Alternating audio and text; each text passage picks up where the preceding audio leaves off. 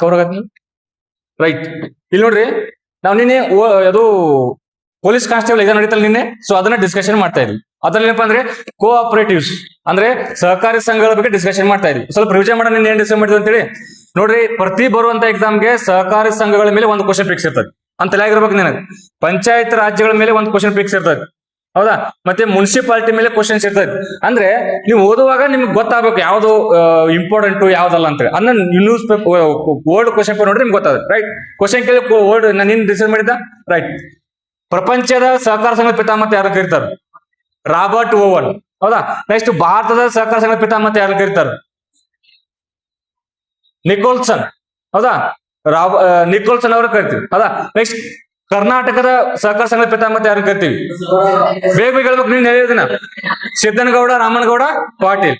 Next ಅರೆ actually Bharat Nicholson ಕರೀತಾರ, ಗೊತ್ತಿರ್ಲಿ. Next ಭಾರತದಲ್ಲಿ ಮೊಟ್ಟ ಮೊದಲ ಬಾರಿಗೆ ಸಹಕಾರ ಸಂಘ ಸ್ಥಾಪನೆ ಆಗಿದೆ ಅಲ್ಲಿ ಗದಗಿನ ಕಣಗಿನಹಾಳ್. ಇದು ಪದೇ ಪದೇ ಕ್ವಶನ್ ಬರ್ತದೆ. Next cooperative credit society act ಯಾವಾಗ ಬಂತು? 1904. ಕೋಆಪರೇಟಿವ್ ಸೊಸೈಟೀಸ್ ಆಕ್ಟ್ ಯಾವಾಗ ಬಂತು? 1911. ನೀನ್ ಡಿಸ್ಕಷನ್ ಮಾಡಿರೋದನ್ನೆಲ್ಲ ಅದಕ್ಕೆ ಸ್ಪೀಡ್ ಆಗಿ ಹೇಳಕತ್ತೀನಿ. ನೆಕ್ಸ್ಟ್ ಒಂದು ಕೋಆಪರೇಟಿವ್ ಸ್ಥಾಪನೆ ಮಾಡ್ಬೇಕಂದ್ರೆ ಮಿನಿಮಮ್ ಎಷ್ಟು ಜನ ಮೆಂಬರ್ ಇರಬೇಕು? ಎಷ್ಟ್ರಿ? 10 ಜನ. ಮ್ಯಾಕ್ಸಿಮಮ್ ಎಷ್ಟು ಬೇಕಾದ್ರೆ ಇರ್ಬೋದು. ನೆಕ್ಸ್ಟ್ ಕೋಆಪರೇಟಿವ್ ಅನ್ನೋದು ಯಾವ ಲಿಸ್ಟ್ ಅಲ್ಲಿ ಬರುತ್ತೆ? ಅದು ಸ್ಟೇಟ್ ಲಿಸ್ಟ್, ಸೆಂಟ್ರಲ್ ಲಿಸ್ಟ್, ಯಾವ್ದ್ರಿ? ರಾಜ್ಯ ಪಟ್ಟಿಯಲ್ಲಿ ಬರ್ತದೆ. ಯಾವ್ದು? ರಾಜ್ಯ ಪಟ್ಟಿಯಲ್ಲಿ ಬರುತ್ತೆ. ನೆಕ್ಸ್ಟ್ ಕೋಆಪರೇಟಿವ್ಸ್ ಅಂದ್ರೆ ಸಹಕಾರಿ ಸಂಘಗಳನ್ನ ಸ್ಥಾಪನೆ ಮಾಡ್ಬೇಕಂತೇಳಿ ನಮ್ಮ ಸಂವಿಧಾನದ ಎಷ್ಟನೇ ಆರ್ಟಿಕಲ್ ಹೇಳ್ತೈತಿ? 19C. Next DPSP, directive principle of state policy, ಅದರಲ್ಲಿ ಎಷ್ಟನೇ ಆರ್ಟಿಕಲ್ ಹೇಳ್ತೈತಿ? 43B. ನೆಕ್ಸ್ಟ್ ಸಹಕಾರಿ ಸಂಘಗಳನ್ನ ಸಂವಿಧಾನಾತ್ಮಕ ಸ್ಥಾನಮಾನ ಕೊಟ್ಟಿದ್ದು ಎಷ್ಟೇ ತಿದ್ದುಪಡಿ? ಎಷ್ಟೇ? 97ನೇ ತಿದ್ದುಪಡಿ. 97 2011ರಲ್ಲಿ. ನೆಕ್ಸ್ಟ್ ಈ ಸಹಕಾರಿ ಸಂಘಗಳಿಗೆ ಸಂವಿಧಾನಾತ್ಮಕ ಸ್ಥಾನಮಾನ ಕೊಡಂತ ಹೇಳ್ತಕ್ಕಂಥ ಸಮಿತಿ ಯಾವುದು? ನೀನ್ ಹೇಳಿಲ್ಲ? ಶಿವಾಜಿರಾವ್ ಸಮಿತಿ ಅಂತ ಕ್ವಶನ್ ಕೇಳ್ತಂದ್ರೆ ನೆನ್ಬಿಡ್ಬೇಕು. ಶಿವಾಜಿರಾವ್ ಸಮಿತಿ ಅಂತ ಬರುತ್ತೆ. ಶಿವಾಜಿರಾವ್ ಸಮಿತಿ. Next international day of cooperative society ಯಾವಾಗ ಸ್ಥಾಪನೆ ಮಾಡ್ತೀವಿ? ಯಾವಾಗ ಆಚರಣೆ ಮಾಡ್ತೀವಿ? ಅದು ಲಾಸ್ಟ್ ವೀಕ್ ಅಲ್ಲಿ, ಅದು ಜುಲೈ ತಿಂಗಳ ಮೊದಲ ಶನಿವಾರ. ನಿನ್ನೆ ಏನು ಕ್ವಶನ್ ಕೇಳಿದಪ್ಪ ಅಂದ್ರೆ ಕೆಇಯಲ್ಲಿ ಈ ಇಂಟರ್ನ್ಯಾಷನಲ್ ಕೋಆಪರೇಟಿವ್ ಡೇಸ್ ಏನ್ ಆಚರಣೆ ಮಾಡ್ತಿಲ್ಲ, ಅದ್ರ ಧ್ಯೇಯ ವಾಕ್ಯ ಏನು ಕೇಳಿದಾನ? ಅದಾ ಏನ್ ಧ್ಯೇಯವೇನು? ಕೋಆಪರೇಟಿವ್ಸ್ ಫಾರ್ ಪೀಸ್ಫುಲ್ ವರ್ಲ್ಡ್ ಅಂತೇಳಿ. ಕೋಆಪರೇಟಿವ್ಸ್ ಫಾರ್ ಪೀಸ್ಫುಲ್ ವರ್ಲ್ಡ್ ಅದೇನಪ್ಪ ಅಂದ್ರೆ ಧ್ಯೇಯ ವಾಕ್ಯ ಇತ್ತು. ನೆಕ್ಸ್ಟ್ ಈ ಕೋಆಪರೇಟಿವ್ಸ್ ಧ್ಯೇಯ ವಾಕ್ಯ ಏನು? ಧ್ಯೇಯ ವಾಕ್ಯ ನನ್ನ ಹೇಳಿಲ್ಲ. ನಾವು ಎಲ್ಲರಿಗಾಗಿ, ಎಲ್ಲರೂ ನಮಗಾಗಿ, ಅದ ಬರುತ್ತಲ್ರಿ, ತಮಗಾಗಿ. ಗೊತ್ತ? ನೆಕ್ಸ್ಟ್ ಈ ಕೋಆಪರೇಟಿವ್ಸ್ ಯಾವ ಒಂದು ಥೀಮ್ ಮೇಲೆ ಕೆಲಸ ಮಾಡ್ತೈತಿ? 1 person 1 vote ಅಂದ್ರೆ ಒಂದು ಪರ್ಸನ್ಗೆ ಒಂದು ವೋಟ್ ಹಾಕ್ಲಿಕ್ಕೆ ಅವಕಾಶ ಐತಿ. ನೆಕ್ಸ್ಟ್ ಅದಾದ್ಮೇಲೆ ಮತ್ತೆ ಡಿಸ್ಕಸ್ ಮಾಡಿದ ಸಂಬಂಧಪಟ್ಟಂಗ ಈಗ ಭಾರತದಲ್ಲಿ ಅತಿ ದೊಡ್ಡದಪ್ಪ ಅಂದ್ರೆ ಭಾರತ ಸಂಬಂಧಪಟ್ಟ ನಬಾರ್ಡ್ ಬರ್ತೈತೆ. ಸ್ಟೇಟ್ ಅಲ್ಲಿ ಯಾವ್ದು ಬರ್ತಪ್ಪ ಅಂದ್ರೆ ಅಪೆಕ್ಸ್ ಬ್ಯಾಂಕ್ ಬರ್ತೈತೆ, ಹೌದಾ? ಅಪೆಕ್ಸ್ ಸ್ಟೇಟ್ ಅಲ್ಲಿ. ನೆಕ್ಸ್ಟ್ ಜಿಲ್ಲೆಯಲ್ಲಿ ಅಂತ ಬಂದಾಗ DCC, district cooperative credit bank ಅಂತ ಬರೋದ್ಲ, ಅದ್ಯಾವಪ್ಪ ಅಂದ್ರೆ DCC ಬ್ಯಾಂಕ್. ಈ ನೆಕ್ಸ್ಟ್ ಗ್ರಾಮದಲ್ಲಿ ಬರುವಂತದ್ದು ಯಾವುದು? PKPS, ಪ್ರಾಥಮಿಕ ಕೃಷಿ ಸಹಕಾರಿ ಸಂಘ, ಹೌದಾ?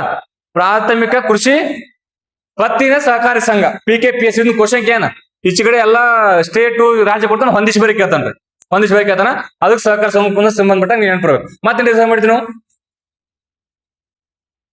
ಮಾಡಿದ್ರಿ.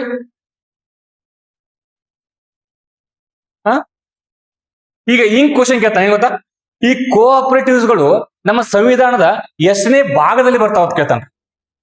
ಎಷ್ಟನೇ ಭಾಗ ರೀ? 9B ಬರ್ತಾವ. ಈ ನೆಕ್ಸ್ಟ್ ಪಂಚಾಯತ್ ಎಷ್ಟನೇ ಭಾಗದಾಗ ಬರ್ತಾವ? 9 ಬರ್ತಾವ. ನೆಕ್ಸ್ಟ್ ಮುನ್ಸಿಪಾಲಿಟಿಗಳು 9A.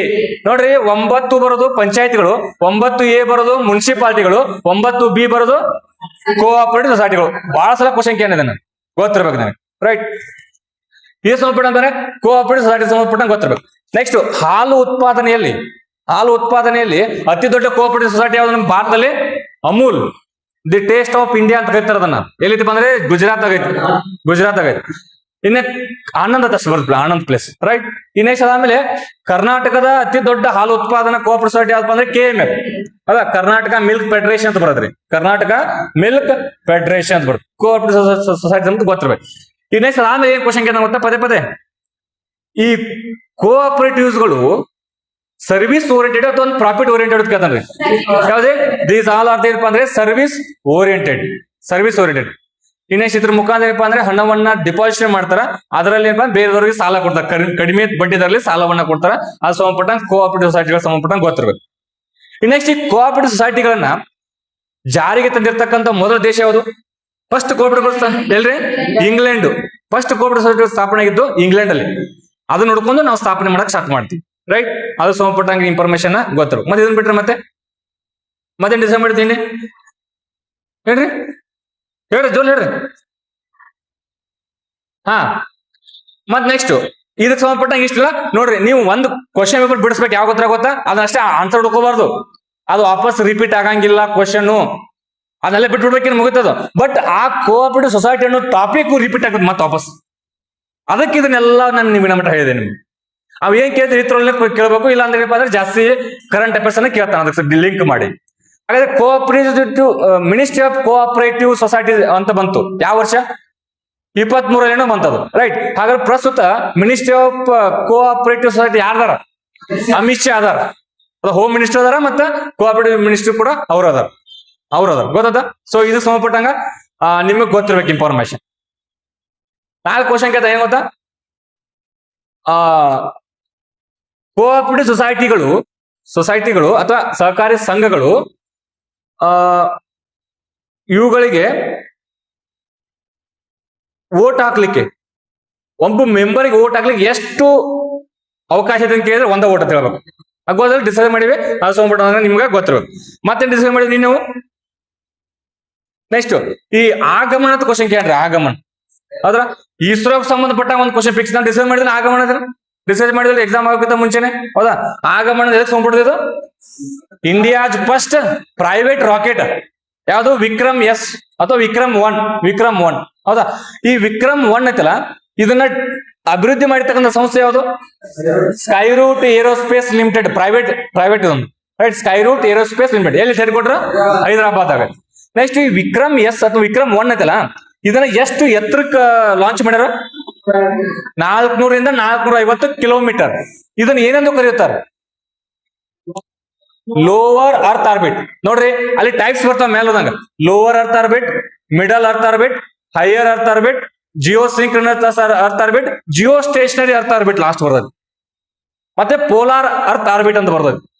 ಆತರ ಈ ಒಂದು ಸ್ಯಾಟಲೈಟ್ ರಾಕೆಟ್ ಲಾಂಚ್ ಮಾಡಿದಪ್ಪ ಅಂದ್ರೆ ಲೋವರ್ ಅರ್ತ್ ಆರ್ಬಿಟ್ ಅಂದ್ರೆ 2700 ಕಿಲೋಮೀಟರ್ ವರೆಗೂ, 2700 ಕಿಲೋಮೀಟರ್ ಏನೋ ಲಾಂಚ್ ಮಾಡಿದ್ರು ಅದು ಲೋವರ್ ಅರ್ತ್ ಆರ್ಬಿಟ್, ಹೌದಾ? Lower earth orbit. ಹಾಗಾದ್ರೆ ಇದನ್ನ ಲಾಂಚ್ ಮಾಡಿದ ಎಷ್ಟು ಅಂದ್ರೆ 400 ರಿಂದ 450 ಕಿಲೋಮೀಟರ್ ಲೋವರ್ ಅರ್ತ್ ಆರ್ಬಿಟ್. ಅದು ವಿಕ್ರಮ್ 1, ರೈಟ್.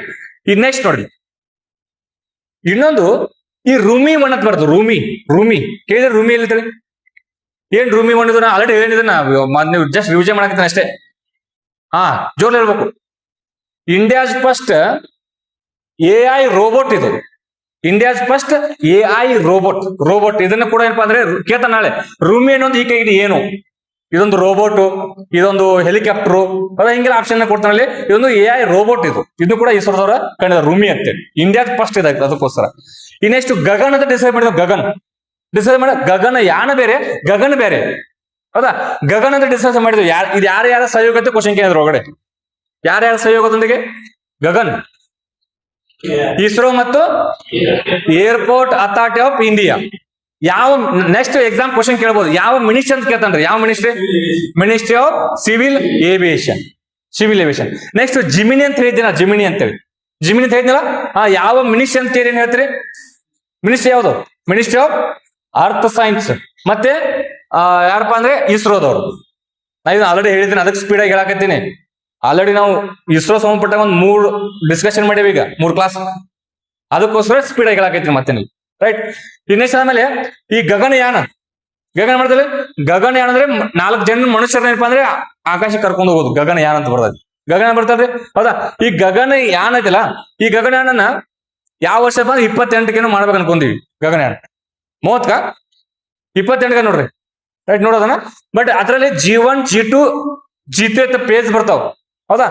ಫಸ್ಟ್ ಪೇಜ್ ಅಲ್ಲಿ ಏನಪ್ಪಾ ಅಂದ್ರೆ ಒಂದು ರೋಬೋಟ್ ಅನ್ನ ಕಳ್ಸಾಕತ್ತಾರ ಮೇಲೆ.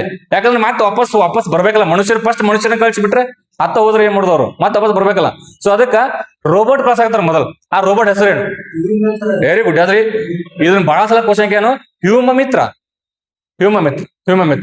ಅದಾದ್ಮೇಲೆ ಅದು ಹೋಗಿ ವಾಪಸ್ ಬಂದ ಮೇಲೆ ಏನ್ ಮಾಡ್ತಾರಪ್ಪ ಅಂದ್ರೆ ಮನುಷ್ಯರನ್ನ ಕಳ್ಸೋದು. ಅದಕ್ಕೆ G1 G2 G3 ಪೇಜ್ ಮಾಡ್ಯಾರ ಅಲ್ಲಿ, ಹೌದಾ. ಈ ನೆಕ್ಸ್ಟ್ ಈ ಗಗನಯಾನಕ್ಕ ಯಾವೊಂದು ವೆಹಿಕಲ್ ಯೂಸ್ ಮಾಡಕತ್ತಾರ? ವೆಹಿಕಲ್ ಅಂದ್ರೆ ರಾಕೆಟ್. LVM-3 M4 27 ಅಲ್ಲ 27, ಹೌದಾ. ಅಂದ್ರೆ ಮುಂದಿನ ವರ್ಷ ಮಾಡಕ್ತಾ ಇರೋದು. LVM-3 M4 ಅಂತ ಬರ್ತೈತಿ. ಅದನ್ನ ಬಾಹುಬಲಿ ಅಂತ ಕರೀತಾರೆ. ಅಂದ್ರೆ GSLVಗೆ ಹೆಸರು ಚೇಂಜ್ ಮಾಡ್ಯಾರ. ಬಾಹುಬಲಿ ಅಂತ ಕರೀತಾರೆ, ಗೊತ್ತಿರ್ಲಿ, ಅದು ಸಂಬಂಧಪಟ್ಟ. ನೆಕ್ಸ್ಟ್ ಈ ಇಸ್ರೋದ ಹಾರ್ಸ್ ಅಂತ ಯಾವ್ದನ್ನ ಕರೀತಾರ್ರಿ? ಕುದುರೆ. PSLV. Very good. ಯಾವ್ದ್ರಿ? PSLV, polar satellite launch vehicle. ಇದನ್ನ ಪದೇ ಕ್ವಶನ್ ಕೇಳ್ತಾನ. ಯಾವ್ದಪ್ಪ ಅಂದ್ರೆ ಇದು ಪೋಲಾರ್ ಸ್ಯಾಟಲೈಟ್ ಲಾಂಚ್ ವೆಹಿಕಲ್. ಇದನ್ನ ಇಸ್ರೋದ ಕುದುರೆ ಅಂತ ಕರೀತಾರೆ. ಕುದುರೆ ಸ್ಪೀಡ್ ಆಗಿ ಓಡೋದಿಲ್ಲ, ಇದು ಸ್ಪೀಡ್ ಹೋಗತ್ರ ಮೇಲೆ. ಸೊ ಅದಕ್ಕೋಸ್ಕರ ಇದನ್ನ ಬಾಹುಬಲಿ ಅಂತ ಯಾಕೆ ಕರೆದ್ರು?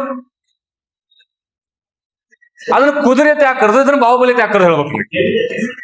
ಅದು ಕುದುರೆ ಅನ್ನೋದು ಎದಕ್ಕೆ ಕರೆದ್ರಪ್ಪ? PSLV ಸ್ಪೀಡ್ ಆಗಿ ಹೋಗತ್ರಿ. ಬಾಹುಬಲಿ ಅಂತ ಯಾಕೆ ಕರೆದ್ರಪ್ಪ ಅಂದ್ರೆ GSLVನ ಇದು ಹೆವಿ ವೇಟ್ ಅನ್ನ ಮ್ಯಾಲ ಹೋಯ್ತೈತಿ. ಪೇಲೋಡ್ ಅಂತಾರ ಅದಕ್ಕ.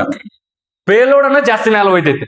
ಸೊ ಅದಕ್ಕೋಸ್ಕರ ನೋಡ್ರಿ, ಈ 4 ಜನ ಹೋಗ್ಬೇಕು, ಪೇಲೋಡ್ ಜಾಸ್ತಿ ಆಗತ್ತಿಲ್ಲ. ಸೊ ಅದಕ್ಕೆ ಅದನ್ನ ಯಾವ್ದು ಯೂಸ್ ಮಾಡಕತ್ತಾರಪ್ಪ ಅಂದ್ರೆ GSLV LVM-3 M4 ಅನ್ನ ಯೂಸ್ ಮಾಡಕತ್ತ. ಅದಕ್ಕೊಂದು ಇನ್ಫಾರ್ಮೇಶನ್ ನಿಮ್ಗೆ ಗೊತ್ತಿರ್ಬೇಕು, ರೈಟ್. ಈ next blue bird block satellite ಅಂತ ಲಾಂಚ್ ಮಾಡಿರ್ತೀವಿ ನಾನು. ಬ್ಲೂ ಬರ್ಡ್ ಬ್ಲಾಕ್ ಸ್ಯಾಟಲೈಟ್ ಯಾವ ದೇಶ ಸಹಯೋಗದೊಂದಿಗೆ? ಯಾವ ದೇಶ ಸ್ಯಾಟಲೈಟ್ ಇದು? ಅಮೆರಿಕ. Very good. ಯಾವ್ದ್ರಿ? ಅಮೆರಿಕ, ಹೌದಾ. ಇದೊಂದು ಕಮ್ಯುನಿಕೇಶನ್ ಸ್ಯಾಟಲೈಟ್. ಇದನ್ನ ಲಾಂಚ್ ಮಾಡಿದವರು ಯಾರು? ಇಸ್ರೋದವರು. ನಿಮ್ಗೆ ಏನ್ ಗೊತ್ತಾ? ಬ್ಲೂ ಬರ್ಡ್ ಬ್ಲಾಕ್ ಸ್ಯಾಟಲೈಟ್ ಅನ್ನೋದು ಯಾವ ದೇಶದ್ದು, ಇದನ್ನ ಯಾವ ದೇಶ ಲಾಂಚ್ ಮಾಡಿದಾರ? ಇದೊಂದು ಕಮ್ಯುನಿಕೇಶನ್ ಸ್ಯಾಟಲೈಟ್, ಏನ್ ಅರ್ತ್ ಅಬ್ಸರ್ವೇಷನ್ ಸ್ಯಾಟಲೈಟ್, ಅಥವಾ ಏನ ಈ ತರ ಕ್ವಶನ್ ಕೇಳ್ತಾನೆ. ಇದೊಂದು ಕಮ್ಯುನಿಕೇಶನ್ ಸ್ಯಾಟಲೈಟ್. ಇದು ಯಾವ ದೇಶದ್ದು? ಅಮೆರಿಕ ದೇಶದ್ದು. ಇದನ್ನ ಲಾಂಚ್ ಮಾಡ್ಯಾರ, ಇಂಡಿಯಾದ ಲಾಂಚ್ ಮಾಡಿ. ಇದಕ್ಕೆ ರಾಕೆಟ್ ಯಾವ್ದು ಯೂಸ್ ಮಾಡಿದ್ರೆ? PSLV C ಅದೊಂದು ಯೂಸ್ ಮಾಡಿರೋದು. ನಾ ಆಕ್ಚುಲಿ ನೆನಪು ಹರಿತ್ ಬಾಳ ದಿನ ಆಗನ, ಸ್ವಲ್ಪ ಗೊತ್ತಿಲ್ಲ ಅಷ್ಟ, ರೈಟ್. ನೆಕ್ಸ್ಟ್ ಇನ್ನೊಂದು ಹೇಳಿದ್ದೆ, ಇಸ್ರೋದ ಒಂದು ಹೊಸದಾಗಿ ಒಂದು ಸ್ಯಾಟಲೈಟ್ ಅನ್ನು ಲಾಂಚ್ ಮಾಡುವಂತ ಒಂದು ಸ್ಟೇಷನ್ ಸ್ಥಾಪನೆ ಮಾಡಿರೋದು. ಎಲ್ಲಿ ಮಾಡಿ? ತಮಿಳುನಾಡಿನ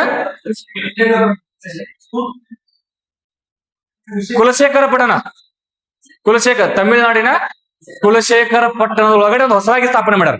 ಬಟ್ ಹಳಿದೆಲ್ಲಿಪ್ಪ? ಆಂಧ್ರ ಪ್ರದೇಶ ಶ್ರೀಹರಿಕೋಟ ಆಯ್ತಲ್ಲ, ಸತೀಶ್ ಧವನ್ ಸ್ಯಾಟಲೈಟ್ ಸ್ಟೇಷನ್, ಅದು ಹಳಿದದು. ಬಟ್ ಹೊಸದಾಗಿ ಏನಪ್ಪಾ ಅಂದ್ರೆ ತಮಿಳುನಾಡಿನ ಕುಲಶೇಖರ ಪಟ್ಟಣ.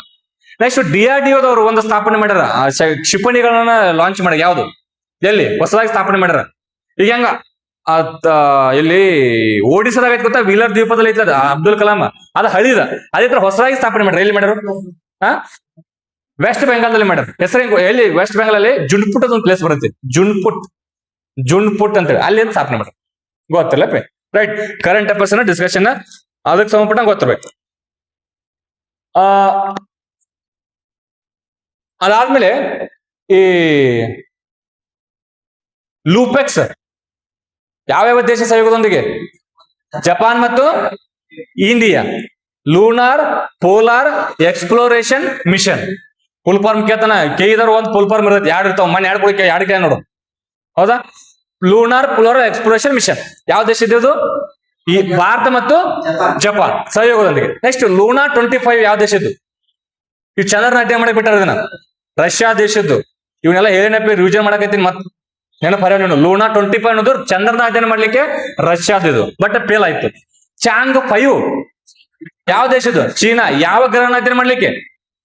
ಚಂದ್ರನ ಅಧ್ಯಯನ ಮಾಡ್ಲಿಕ್ಕೆ. ನೀವ್ ಏನ್ ಹೇಳ್ಬಿಡೋ ಗೊತ್ತಾ? ಆ ಮಿಷನ್ ಹೆಸರು ಯಾವುದು, ಅದನ್ನ ಯಾವ ದೇಶದ್ದು, ಯಾವ ಗ್ರಹನ ಅಧ್ಯಯನ ಮಾಡ್ಲಿಕ್ಕೆ, ಈ 3 ನೆನ್ಪಿಡ್ಬೇಕು. ಏನೋ ಒಂದು ಓದ್ಬೇಕಂದ್ರ ಈಗ ಚಾಂಗ್ 5 ಒಂದಿನ ಅಂದ ತಕ್ಷಣ ನೀವೇನಪ್ಪ ಅಂದ್ರೆ ಅಮೆರಿಕ ಚೀನಾ ಅಂದ್ರಿ. ಮತ್ ನೆಕ್ಸ್ಟ್ ಏನ್ ನೆನ್ಪಿಡ್ಬೇಕು ಗೊತ್ತಾ? ಯಾವ ಗ್ರಹ ನೆನ್ಪಿಡ್ಕೋಬೇಕು? ಚಂದ್ರನ ಅಧ್ಯಯನ ಮಾಡ್ಲಿಕ್ಕೆ. ಉಪಗ್ರಹ ಮತ್ತೆ ಚಂದ್ರ ಗ್ರಹ ಅಲ್ಲ.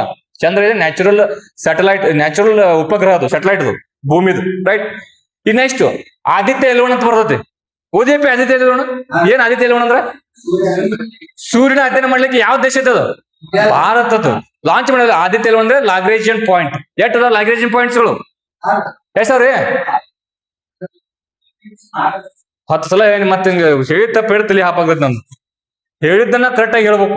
ನೀ ಗೊತ್ತಿಲ್ದ ಹೇಳ್ಬೇಡ, ನನ್ ತೊಂದ್ರೆ ಇಲ್ಲ. ಬಟ್ ಹೇಳಿದ್ದನ್ನ ಸರಿಯಾಗಿ ಹೇಳಿಕ ಅಂತ ತಲಿ ಹಾಪಾಗಿ ಬಿಡ್ತತಿ. ಹೇಳಿಲ್ಲ ಎಷ್ಟು ಪಾಯಿಂಟ್ ಅದಾವ? 1 2 3 4 5 ಮತ್ತೆ ಇನ್ನೊಂದು ಹೇಳ್ತಾರ total 5 Lagrangian point. UPSC prelims question ಇದು. ಏನ್ ಗೊತ್ತಾ?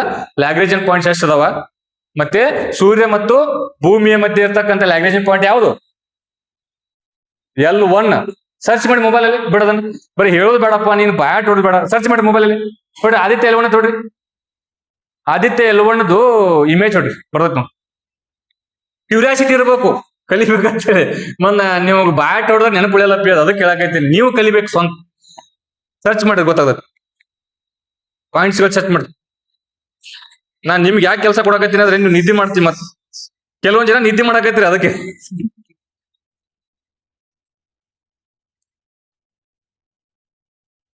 ಸರ್ಚ್ ಮಾಡ, ಸಿಕ್ತಾ? ಅದಾವಿಲ್ಲ ಪಾಯಿಂಟ್ಸ್ಗಳು 5 ಅದಾವ. ಸೂರ್ಯ ಮತ್ತು ಭೂಮಿ ನಡುವೆ ಇರ್ತಕ್ಕಂಥ ಅಂದ್ರೆ L1 ಪಾಯಿಂಟ್, ಹೌದಾ? ನೆಕ್ಸ್ಟ್ ಅಲ್ಲಿ ಮೇಲಿರೋದು ಯಾವ್ದ್ರಿ? ಮೇಲ್ ಅಂದ್ರೆ ಅಥವಾ ಭೂಮಿ ಹಿಂದೆಡೆ ಇರೋದು ಯಾವ್ದು ನೋಡಿ ಚೆಕ್ ಮಾಡ್ರಿ. L1 ಅಲ್ಲೇ ಇಮೇಜ್ ತೆಗಿರಿ, ಇಮೇಜ್ ಐತಿಲ್ಲ, ಇಮೇಜ್ ಬರೋದು ನೋಡ್ರಿ, ಇಮೇಜ್ ಸರ್ಚ್ ಮಾಡ್ರಿ.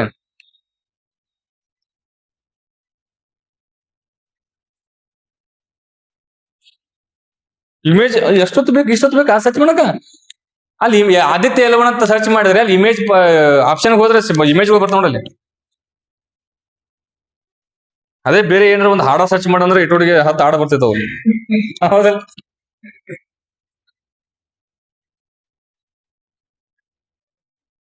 ಹೇಳಪ್ಪಿ, ಭೂಮಿ ಹಿಂದೆಡೆ ಯಾವುದು? ಅದೇ L2 ಅಲ್ಲ. ಭೂಮಿಯಿಂದ ಇರ್ತಕ್ಕಂಥ L2, ಎರಡು ಮಧ್ಯ ಇರ್ತಕ್ಕಂಥ L1, ಸೂರ್ಯನಿಂದ ಇರ್ತಕ್ಕಂಥ L3, ಮೇಲಿರ್ತಕ್ಕಂಥ L4, ಕೆಳಗಿರ್ತಕ್ಕಂಥ L5. ಇದು ನೆನ್ಪಿಡುವ. ಎಕ್ಸಾಮ್ UPSC ಫಿಲಿಮ್ಸ್ ಕ್ವಶನ್ ಇದು. ಆದಿತ್ಯ L1 ಏನ್ ಲಾಂಚ್ ಮಾಡಿಲ್ಲ, ಆ ವರ್ಷಕ್ಕೆ ಏನ್ ಎಕ್ಸಾಮ್ ಮಾಡಿದ್ರೆ ಫಿಲಿಮ್ಸ್ ಅದರಲ್ಲೇ ಕ್ವಶನ್ ಕೇಳಿದ. ಹಿಂದೆ ಯಾವ್ದತಿ, ಮುಂದೆ ಯಾವ್ದತಿ, ಮೇಲೆ ಯಾವ್ದು, ಕೆಳಗೆ ಯಾವ್ದು, ಮತ್ತೆ ನಡಕ್ಕೆ ಯಾವ್ದು ಅಂತೇಳಿ ನೋಡ್ರಿ. ಒಂದ್ಸಲ ಹೇಳ್ಬಿಡ್ರಿ, ಭೂಮಿ ಮತ್ತು ಸೂರ್ಯ ಮಧ್ಯೆ ಇರ್ತಕ್ಕಂಥ ಯಾವ್ದು? L1. ಇಮ್ಯಾಜಿನ್ ಮಾಡ್ಕೋಬೇಕು, ಇದು ಸೂರ್ಯ, ಇದು ಭೂಮಿ, ಹೌದಾ? ಸೂರ್ಯ ಮತ್ತು ಭೂಮಿ ಮಧ್ಯೆ ಇರ್ತಕ್ಕಂಥ ಯಾವ್ದು? L1. ಭೂಮಿ ಹಿಂದ್ಗಡೆ ಇರ್ತಕ್ಕಂಥ ಯಾವ್ದು? L2. ಸೂರ್ಯನ ಹಿಂದ್ಗಡೆ ಇರ್ತಕ್ಕಂಥ ಯಾವ್ದು? L3. ಇವು ಎತ್ತರ ಮೇಲೆ ಇರ್ತಕ್ಕಂಥ ಯಾವ್ದು? L4. ಕೆಳಗಿರ್ತಕ್ಕಂಥ ಯಾವ್ದು? L5. ಇವ್ ನೆನಪಿಡ್ಕೋಬೇಕು. ನಾವು ಲಾಂಚ್ ಮಾಡಿದ್ದ ಆದಿತ್ಯ L1 ಅಂತ ಕರೆದ್ವಿ ನಾವು. ಆದಿತ್ಯ L5 L4 ಅಂತ ಕರೀಲಿಲ್ಲ, L1 ಅಂತ ಕರೆದ್ವಿ. ಯಾಕೆ ಕರೆದಿಪ್ಪ ಅಂದ್ರೆ ಆ L1 ಪಾಯಿಂಟ್ ಅಲ್ಲಿ ಲಾಂಚ್ ಮಾಡಿವ್ ನಾವು ಸೆಟಲೈಟ್ ಅನ್ನ. ಸೊ ಅದಕ್ಕೆ L1 ಅಂತ ಕರೆದ್ವಿ, ಹೌದಾ? ಈ ಆದಿತ್ಯ L1 ಲಾಂಚ್ ಮಾಡಿರ್ತಕ್ಕಂಥ ಡೇಟ್ ಕೇಳ್ತಾನ್ರಿ ಎಕ್ಸಾಮ್. ಡೇಟ್ ಯಾವಾಗ? ಸೆಪ್ಟೆಂಬರ್ 2, 2023. ಚಂದ್ರಯಾನ್ 3 ಲಾಂಚ್ ಮಾಡಿದ ಗೊತ್ತಾ? ಚಂದ್ರಯಾನ್ ಯಾವಾಗ? ಜುಲೈ 14, 2023. ಡೇಟ್ ಏನ್ಬಿಡು, PSI ಕ್ವಶನ್ ಅದು, ಬೇಕಾ ತೆಗೆದ್ರು ಕ್ವಶನ್ ಬರೋಗಿ. ರೈಟ್. ಇನ್ ನೆಕ್ಸ್ಟ್ ಅದಾದ್ಮೇಲೆ HS-200 ಅಂತ ಬರುತ್ತೆ. HS-200 booster engine. ಇದು ಯಾವ್ದಕ್ಕೆ? ಇದು ಆಲ್ರೆಡಿ ಹೇಳಿನಿ ಇದನ್ನ. ಆಪ್ಷನ್ ಕೊಡ್ಲಿ. ಒಂದು ಚಂದ್ರಯಾನ, ಎರಡನೇದು ಗಗನಯಾನ, ಮೂರನೇದು ಶುಕ್ರಯಾನ, ನಾಲ್ಕನೇದು ಆದಿತ್ಯ L1. ಮೊದಲು ಅದಂದ್ರೆ ಹೇಳ್ತೀನಿ ಕೇಳಿ. HS-200 ಅಂದ್ರೆ ಇದೊಂದು ಬೂಸ್ಟರ್ ಇಂಜಿನ್ ಇದು. ಇನ್ನು ಈ ಬೂಸ್ಟರ್ ಡೋಸ್ ತಗೊಂಡ್ ಗೊತ್ತ ಮನೆ ಕೋವಿಡ್ ಟೈಮಲ್ಲಿ ಫಸ್ಟ್ ಒಂದು ಡೋಸ್ ಕೊಟ್ರ, ಆಮೇಲೆ ಇನ್ನೊಂದು ಡೋಸ್ ತಗೋರಂತೆ. ಅದು ಬೂಸ್ಟರ್ ಡೋಸ್ ಅಂತ ಕರೆದ್ರು ಎಲ್ಲರೂ. ಹಂಗ ಪೇಲೋಡ್ ಜಾಸ್ತಿ ಆದಂಗ, ವಯು ತೂಕ ಜಾಸ್ತಿ ಆದಂಗ ಅದಕ್ಕೊಂದು ಎಕ್ಸ್ಟ್ರಾ ಇಂಜಿನ್ ಜೋಡಿಸ್ತಾರ. ಅದು ಯಾಕಂದ್ರೆ HS-200 ಅಂತೇಳಿ. ಅದನ್ನ ಯಾವ ಒಂದು ಮಿಷನ್ ಜೋಡಿಸಿದಾರ, ಟೆಸ್ಟ್ ಮಾಡ್ರ ಮನೆ. ಗಗನಯಾನ ರೀ. ಯಾವುದು? ಗಗನಯಾನ 4 ಮಂದಿ ಹೋಗ್ಬೇಕಲ್ಲ ಮೇಲೆ, ತೂಕ ಜಾಸ್ತಿ ಆಗ್ತತಿ. ಸೊ ಅದಕ್ಕೆ ಒಂದು HS-200 ಒಂದು ಇಂಜಿನ್ ಚೇಂಜ್ ಮಾಡ. ಇದು PSI RSI sub inspector question. ಇದು ರಿಸರ್ವ್ ಸಬ್ ಇನ್ಸ್ಪೆಕ್ಟರ್ ಕ್ವಶನ್. ಇದು HS-200 ಈ ಕೇಳಿ ಯಾವ್ದಕ್ ಅಂತೇಳಿ ಆಪ್ಷನ್ ಕೊಡ್ತಾನೆ. ಗಗನಯಾನ, ಶುಕ್ರಯಾನ, ಚಂದ್ರಯಾನ ಅಂತ ಹೇಳಿ. ಅದ ಗೊತ್ತಾ? ಸೊ ಅದನ್ನ ನೀವು ನೆನಪಿಟ್ಕೊಳ್ಬೇಕು. ರೈಟ್. ಅದಾದ್ಮೇಲೆ ಈ ಶುಭಾಂಶು ಶುಕ್ಲಾ ಅಂತ ಬರ್ತಾರ ಒಬ್ರು, ಗೊತ್ತಾ? ಓದಿದ ಕೇಳಿದ ಹೆಸರ ಶುಭಾಂಶು ಶುಕ್ಲಾ, ಹೌದಾ? ಈ ಶುಭಾಂಶು ಶುಕ್ಲಾ ಅವರು ಏನಪ್ಪಾ ಅಂದ್ರೆ ಇಂಟರ್ನ್ಯಾಷನಲ್ ಸ್ಪೇಸ್ ಸ್ಟೇಷನ್ ಹೋಗಿದ್ರು. ಮೊನ್ನೆ ಹೋಗಿದ್ರಲ್ಲ ಇಂಟರ್ನ್ಯಾಷನಲ್ ಸ್ಪೇಸ್ ಸ್ಟೇಷನ್ಗೆ. ಆತರ ಹೋಗಿರ್ತಕ್ಕಂಥ ಭಾರತದ ಎಷ್ಟನೇ ವ್ಯಕ್ತಿ ಇವರು? ಮೊದಲ ವ್ಯಕ್ತಿ, ಹೌದಾ? ಮೊದಲ ವ್ಯಕ್ತಿ. ಅದನ್ನ ಕ್ವಶನ್ ಕೇಳ್ದ. ನೆಕ್ಸ್ಟ್ ಇವ್ರು ಯಾವ ಒಂದು ಮಿಷನ್ ಅಲ್ಲಿ ಹೋಗಿದ್ರು? XGM-4. ಅಕ್ಷಯಂ, ಅದು XGM-4. ಯಾವುದು? XGM-4 ಮಿಷನ್, ಅಮೆರಿಕದ್ದು, ಅದಾದ್ರು ಗೊತ್ತಿರ್ಬೇಕು. ಇನ್ನು ಸ್ಟಾರ್ಲಿಂಕ್ ಪ್ರಾಜೆಕ್ಟ್ ಅಂತ ಬರುತ್ತೆ. ಸ್ಟಾರ್ಲಿಂಕ್ ಪ್ರಾಜೆಕ್ಟ್ ಯಾವ ದೇಶದ್ದು? ಅಮೆರಿಕ ದೇಶದ ಯಾರ್ದು ಕಂಪನಿ ಯಾವ್ದು? Space X company. ಈ ಮೊಬೈಲ್ ನೆಟ್ವರ್ಕ್ ಐತಲ್ಲ, ಈ ನೆಟ್ವರ್ಕ್ ಸಂಬಂಧಪಟ್ಟದು ಸ್ಟಾರ್ಲಿಂಕ್ ಪ್ರಾಜೆಕ್ಟ್ ಅಂತ. Starlink project. ಫಾಲ್ಕನ್ 9 ಅಂತೇಳಿ ಒಂದು ಇದು ರಾಕೆಟ್ ಬರುತ್ತೆ ಅವ್ರದ್ದು. ರಾಕೆಟ್ ಫಾಲ್ಕನ್ 9 ದೊಡ್ಡ ರಾಕೆಟ್ ಅದು, ರೈಟ್. ಅವ್ರದ್ದು ಏನಪ್ಪಾ ಅಂದ್ರೆ ಸ್ಪೇಸ್ ಎಕ್ಸ್ ಇದು. ಅದು ಕೂಡ ನಿಮ್ಗೆ ಇನ್ಫಾರ್ಮೇಶನ್ ಗೊತ್ತಿರಬೇಕು, ರೈಟ್. ಅದಾದ್ಮೇಲೆ ಮಾತಿನ ಕ್ವಶನ್ ಕೇಳ್ತಾನೆ ಗೊತ್ತಾ? ಇತ್ತೀಚೆಗೆ ಇಸ್ರೋದವರು ಒಂದು 100ನೇ ಸ್ಯಾಟಲೈಟ್ ಲಾಂಚ್ ಮಾಡಿದ್ರು. ಒಂದು 100ನೇ. ಅದಕ್ಕಂತ ಕ್ವಶನ್ ಕೇಳಿದ್ ಮನೆ ಪ್ರೀ ಕೋಚಿಂಗ್ ಅಲ್ಲಿ. That is not O2, that is 02.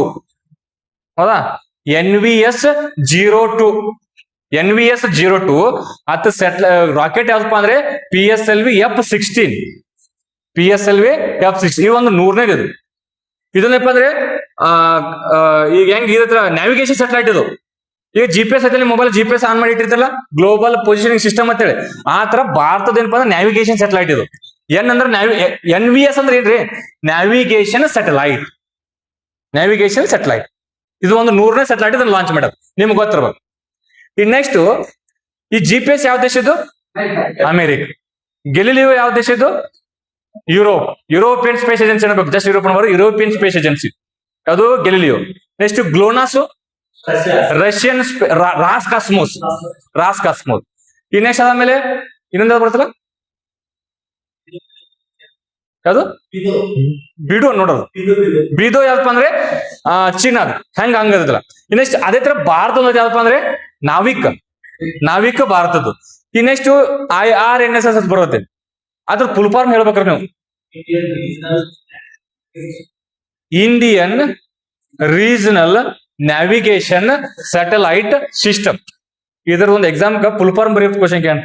Indian regional navigation satellite system. Total I think ಇದರಲ್ಲಿ 7 ಸ್ಯಾಟಲೈಟ್ ಅಂದ್ರೆ ಆಕ್ಟಿವ್ ಅದಾವ. ಈಗ ಒಂದು ಸ್ಯಾಟಲೈಟ್ ಸಿಸ್ಟಮ್, ಅದು ಸ್ಯಾಟಲೈಟ್ ಸಿಸ್ಟಮ್. ಬಟ್ GPS ಅಲ್ಲಿ 23 ಸ್ಯಾಟಲೈಟ್ ಆಕ್ಟಿವ್ ಅದಾವ್ರಿ ಮ್ಯಾಲ. GPS ಅಡಿ 23 ಸ್ಯಾಟಲೈಟ್ ಆಕ್ಟಿವ್ ಅದಾವ. ಬಟ್ ನಮ್ದು ನಾವಿಕ್ ಕಡೆ ಏನೈತೆ ಹೇಳಿದ್ರು, ಇದರಲ್ಲಿ 7 ಸ್ಯಾಟಲೈಟ್ ಕೆಲಸ ಮಾಡಕತ್ತಾವ. 7 ಸ್ಯಾಟಲೈಟ್ ಕೇಳ್ತಾನ, ನಾವಿಕ್ ಕಡೆ ಎಷ್ಟು ಸ್ಯಾಟಲೈಟ್ ಪ್ರಸ್ತುತ ಕೆಲಸ ಮಾಡಕತ್ತಾವ ಅಂದ್ರೆ 7. ಅದು GPS ಅಲ್ಲಿ 23 ಐತೆ, ಅದು 23 ಸ್ಯಾಟಲೈಟ್. ನೆಕ್ಸ್ಟ್ GPS ಮತ್ತು ನಾವಿಕ್ ಡಿಫ್ರೆನ್ಸ್ ಏನು ಬೇಡ ಹೇಳ್ಬೇಕು. ಹೆಸರಾಗತ್ತೆ ಇಂಡಿಯನ್ ರೀಜನಲ್. ಇದು ಪ್ರಾದೇಶಿಕವಾಗಿ ಅಷ್ಟೇ. ನಿಮ್ ಮೊಬೈಲ್ ತಗೊಂಡ್ ನಾವೇನು ಅಮೆರಿಕಾಗ ಓಡಿ ಹೋದ ತಿಳ್ಕೊಂಡು ಮೊಬೈಲ್ ತಗೊಂಡು ದುಡ್ಡು ಮಾಡ್ಕೊಂಡು ಅದಕ್ಕೇನಾದ್ರೂ ನಾವಿಕ ಅಡಾಪ್ಟ್ ಇದ ತಿಳ್ಕೊಂಡು ನಾವಿಕ ತಿಳ್ಕೊಂಡು ಅದನ್ನ ಟ್ರ್ಯಾಕ್ ಮಾಡಕ್ ಬರಂಗಿಲ್ಲ ನನಗೆ. ಯಾಕಂದ್ರೆ ಇಂಡಿಯಾ ಭಾರತವನ್ನ ಬಿಟ್ಟು ಎಷ್ಟು ದೂರ ಹೋದ್ರೆ ಮಾತ್ರ ಅದು 1500 ಕಿಲೋಮೀಟರ್ ದೂರ ಹೋದ್ರೆ ಮಾತ್ರ ಐಡೆಂಟಿಫೈ ಮಾಡಬಹುದು ನೀವು ಅವನ್ನ. ಬಟ್ GPS ಹಂಗಲ್ಲ, ಅದು ಗ್ಲೋಬಲ್. ಹೆಸರು ಗ್ಲೋಬಲ್. ಅದು it is not regional, it is a global. So ಆತರ GPS ಗ್ಲೋಬಲ್ ಪೊಸಿಷನ್ ಸಿಸ್ಟಮ್. ಅದು ನೀ ಭೂಮಿ ಮೇಲೆ ಎಲ್ಲಿ ಬೇಕಲ್ಲಿ ಹೋಗಿದ್ರು ನೀವು ಐಡೆಂಟಿಫೈ ಮಾಡ್ತಾವ. ಹೋಗಿ ನೀರ್ನಾಗ ಹೋಗ್ಕೊಂಡ್ರು ನೀವು ಐಡೆಂಟಿಫೈ ಮಾಡ್ತಾವ. ಅರ್ಥ? ಸೊ ಅದಪ್ಪ ಅಂದ್ರೆ ಅದು ಏನಪ್ಪ ಅಂದ್ರೆ GPS, ರೈಟ್. ಈ ನೆಕ್ಸ್ಟ್ ಏನ್ ಡಿಸೈಡ್ ಮಾಡಿದಪ್ಪ ಅಂದ್ರೆ ನಾವು ಈ ಘಾಟ್ ಬಗ್ಗೆ. ಘಾಟ್ ಅಂದ್ರೆ ಯಾವ್ದು? ಘಾಟ್ ಬರ್ತಲ್ಲ, ಘಾಟ್. ನನ್ನ ಘಾಟ್ ಹೆಸರು ಎತ್ತಿ ನಾವ್ ಎಲ್ಲಿಲ್ವಾ ಅಂತ ಹೇಳ್ಬೇಕು, ಹೌದಾ? ಇಲ್ಲಿ ಕೇಳಮನ್ನ ಸೂಸು ಏನ್ ಡಿಸೈಡ್ ಮಾಡ್ತಿಲ್ಲ. ನೀವು ಯಾವಾಗಲೂ ಕ್ವಶನ್ ಪೇಪರ್ ಥ್ರೂ ಓದಬೇಕು. ಕ್ವಶನ್ ಪೇಪರ್ಸ್ ಬಿಟ್ಟು ನೀವು ಸೂಸು ತಲೆ ತಿಳಿದಂಗ ಓದಾಕತ್ರ ನಿನಗೆ ಕ್ವಶನ್ಸ್ ಗಳು ಎಲ್ಲಿ ಬರ್ತಾವ ಗೊತ್ತಾಗಂಗಿಲ್ಲ. ಕಾಂಪಿಟೇಟಿವ್ ಒಂದು ಓಷನ್ ಇದ್ದಂಗೆ ಇದು. ಎಷ್ಟು ಇದಕ್ಕೊಂದು ಏನಪ್ಪ ಅಂದ್ರೆ ಲಿಮಿಟೇ ಇಲ್ಲ, ಸಬ್ಜೆಕ್ಟ್ ಲಿಮಿಟೇ ಇಲ್ರಿ ಇದಕ್ಕ. ಅದ ಏನೋ ಯಾವ್ದು ಅಂದ್ರೆ ಬೋರ್ ಘಾಟ್. ಇಲ್ಲಿಂದ ಇಲ್ಲಿವರೆಗೂ ಮುಂಬೈ ಟು ಪುಣೆ, ಹೌದಾ? ನೆಕ್ಸ್ಟ್ ಬೋರ್ ಆದ್ಮೇಲೆ ಪಾಲ್ಘಾಟ್, ಮುಂಬೈ ಟು ನಾಸಿಕ್. ನೆಕ್ಸ್ಟ್ ಆದ್ಮೇಲೆ ಪಾಲ್ಘಾಟ್, ತ್ರಿವೆಂಡಂ ಟು ಚೆನ್ನೈ. ಅಲ್ಲದು ತ್ರಿವೆಂಡಂ ಟು ಚೆನ್ನೈ, ಅದು ತಾಲ್ಘಾಟ್. ಈ ನೆಕ್ಸ್ಟ್ ಚಿಕ್ಕಮಂಗ್ಳೂರ್ದಿಂದ ಮಂಗಳೂರು, ಚಾರ್ಮಡಿ ಘಾಟ್, ಹೌದಾ? ಶಿವಮೊಗ್ಗದಿಂದ ಉಡುಪಿ, ಆಗುಂಬೆ ಘಾಟ್. ಶಿವಮೊಗ್ಗ ಆಗುಂಬೆ ಘಾಟ್. ಈ ನೆಕ್ಸ್ಟ್ ಅದು ಸಕಲೇಶ್ಪುರ, ಅದು ಬರ್ತಲ್ಲ, ಅದು ಹಾಸನ ಸಕಲೇಶ್ಪುರ. ಯಾವ್ದು? ಯಾವ್ದು? ಹಾಸನ ಸಕಲೇಶ್ಪುರ. ಇನ್ನೊಂದು ಬರೋದಿಲ್ಲ, ಮಂಗಳೂರು. ಹಾಸನ ಚಿಕ್ಕಮಂಗ್ಳೂರು. ಅದು ಹಾಸನ ಸಕಲೇಶ್ಪುರ ಮತ್ತು ಚಿಕ್ಕಮಂಗ್ಳೂರು ಅವ್ ಬರ್ತಲ್ಲ. ಮಂಗಳೂರು ಅಲ್ಲ, ಅದು ಮಂಗಳೂರು. ಅದ್ಯಾವಪ್ಪ ಅಂದ್ರೆ ಶಿರಾಡಿ ಘಾಟ್. ಮತ್ತೆ ಯಾವ ಘಾಟ್ ಬರ್ತದೆ ನಮ್ಗೆ? ಯಾವ್ದ್ರಿ? ಶಿವಮೊಗ್ಗ ಟು ಕುಂದಾಪುರ. ಯಾವಪ್ಪ ಅಂದ್ರೆ ಹುಲಿಕಲ್ ಘಾಟ್. ನೆನಪಿಟ್ಕೋದನ್ನ, ಶಿವಮೊಗ್ಗ ಟು ಕುಂದಾಪುರ ಹುಲಿಕಲ್ ಘಾಟ್. ನೆಕ್ಸ್ಟ್ ಘಾಟ್ ಯಾವ್ದು? ಕುಮಟಾ ಟು ಸಿರ್ಸಿ. ಯಾವ್ದು? ದೇವಿಮನಿ ಘಾಟ್. Very good. ನೋಡಿ, ಹಿಂಗ್ ಡಿಸ್ಕಷನ್ ಅಂತಾರೆ ಇದಕ್ಕ. ನಾ ಒಬ್ಬನೇ ಹೇಳಿನಿ ಅಂದ್ರೆ ಟೀಚಿಂಗ್ ಅದು, ನೀವು ಹೇಳಕ್ ಡಿಸ್ಕಷನ್ ಗೊತ್ತು ಅದ ನೋಡಪ್ಪ ಕೇಳಿ. ಒಂದ್ ಏನ್ ಮಿಸ್ಟೇಕ್ ಆಯ್ತು?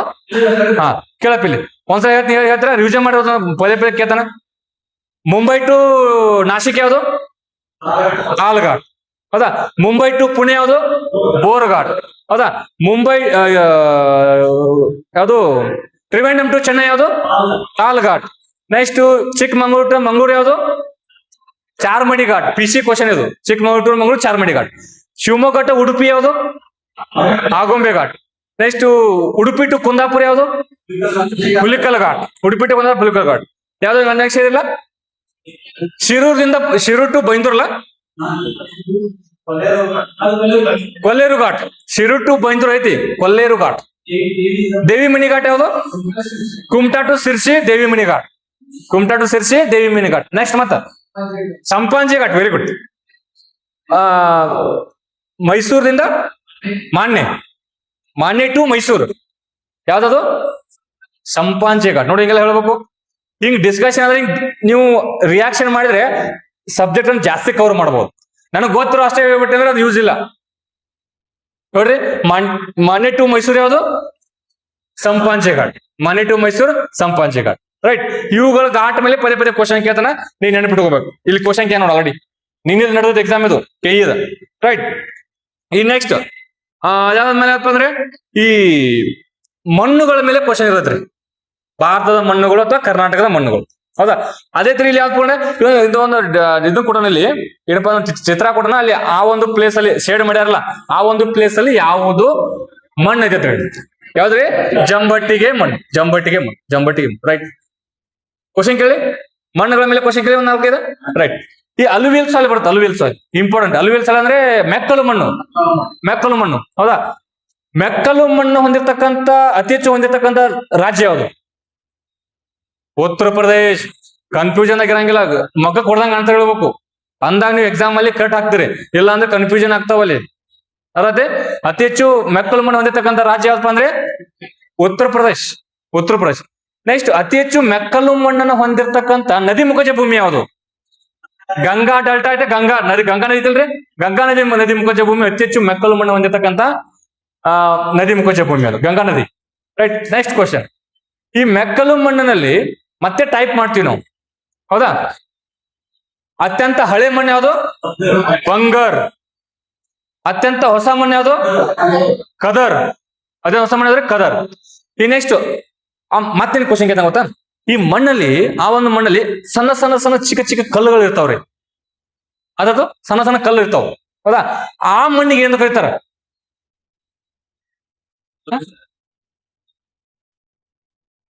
ಕ್ವಶನ್ ಅದದು. ಈಗ ಮೇಲಿಂದ ಒಂದು ರಿವರ್ ಅಂತ ತಿಳ್ಕೊಡ್ರಿ. ಇಲ್ಲಿ ಮೇಲಿಂದ ಒಂದು ರಿವರ್ ಬೀಳಾಕತೈತಿ. ಹೌದಾ? ನೀವು ಟೇಕ್ ಫಾರ್ ಎಕ್ಸಾಂಪಲ್ ಯಾವ್ದೋ ಒಂದು ಜಲಪಾತ ಅಂತ ತಿಳ್ಕೊಡ್ರಿ. ಈ ಗೋಕಾಕ್ ಜಲಪಾತ ತಿಳ್ಕೊಡ್ರಿ. ಹೌದಾ? ನಮ್ಮ ಊರಲ್ಲ, ಸೊ ಅದಕ್ಕಾಗಿನಿ ಗೋಕಾಕ್ ಜಲಪಾತ ಐತಲ್ರಿ. ಗೋಕಾಕ್ ಜಲಪಾತ ಮೇಲಿಂದ ಕೆಳಗ್ ಬಿದ್ದಾಗ ಅಲ್ಲಿ ಬೀಳುವಂತ ಪ್ರದೇಶದಲ್ಲಿ ಚಿಕ್ಕ ಚಿಕ್ಕ ಕಲ್ಲುಗಳು ಇರ್ತಾವ. ಕಂಕರ್ ಅಂತ ಮಣ್ಣು ಬರತ್ರಿ. ಯಾವ್ದ್ರಿ? ಕಂಕರ್. ಕಂಡಲ್ಪ ಚಿಕ್ಕ ಚಿಕ್ಕ ಮಣ್ಣು ಏನಪ್ಪ ಅಂದ್ರೆ ಕಂಕರ್. ಅದನ್ನ ಬರ್ತೀನಿ, ನಿಮ್ ಪಾಯಿಂಟ್ ಬರ್ತೀನಿ ನೋಡಿ. ಅವ್ರೊಂದು ಕ್ವಶನ್ ಹೇಳಿದ್ರು, ಏನ್ ಗೊತ್ತಾ? ಮುಳುಗಿರೋ ರಿವರ್ ಅಂತ. UPSC ಪ್ರಿಲಿಮ್ಸ್ ಕ್ವಶನ್ ಏನ್ ಗೊತ್ತಾ? ಹೇಳ್ತೀನಿ ನೋಡಿ. ಈ ಕೆಳಗಿನ ಯಾವ ಮಣ್ಣಿನಲ್ಲಿ ನದಿಗಳು ಡಿಸ್ಅಪಿಯರ್ ಆಗುತ್ತವೆ ಮತ್ತು ಯಾವ ಮಣ್ಣಿನಲ್ಲಿ ನದಿಗಳು ರೀಅಪಿಯರ್ ಆಗುತ್ತವೆ? ಆಪ್ಷನ್ ಕೊಡ್ಲಿ. ಒಂದನೇದು ಕಂಕರ ಮತ್ತು ತೆರಾಯಿ. 2ನೇ ಆಪ್ಷನ್ ಕಂಕರ ಮತ್ತು ಕದರು. 3ನೇ ಆಪ್ಷನ್ ಕಂಕರು ಮತ್ತು ಬಂಗಾರು. ಈ ಮೇಲಿನ ಯಾವ್ದು ಅಲ್ಲ. ಯಾವ್ದ್ರಿ? ಕಂಕರ ಮತ್ತು ತೆರಾಯಿ. ಏನ್ ಗೊತ್ತ ಕಾನ್ಸೆಪ್ಟ್? ಬಾಯ್ ಹೊಡಿಬೇಡ. ಮೇಲಿಂದ ಬರ್ತಿರ್ತಲ್ಲ ನದಿ, ಅದು ಹಿಮಾಲಯ ಪರ್ವತದಲ್ಲಿ ಹುಡ್ಕೊಂಡು ಗಂಗಾ ನದಿ ಬರೋದಿಲ್ಲ. ಗಂಗಾ ನದಿ ಎಲ್ಲಿ ಹುಡ್ತೈತಿ? ಯಾರು ಹೇಳಿ ಗಂಗೋತ್ರಿ ಹುಡ್ದತ್ತೇಳಿ?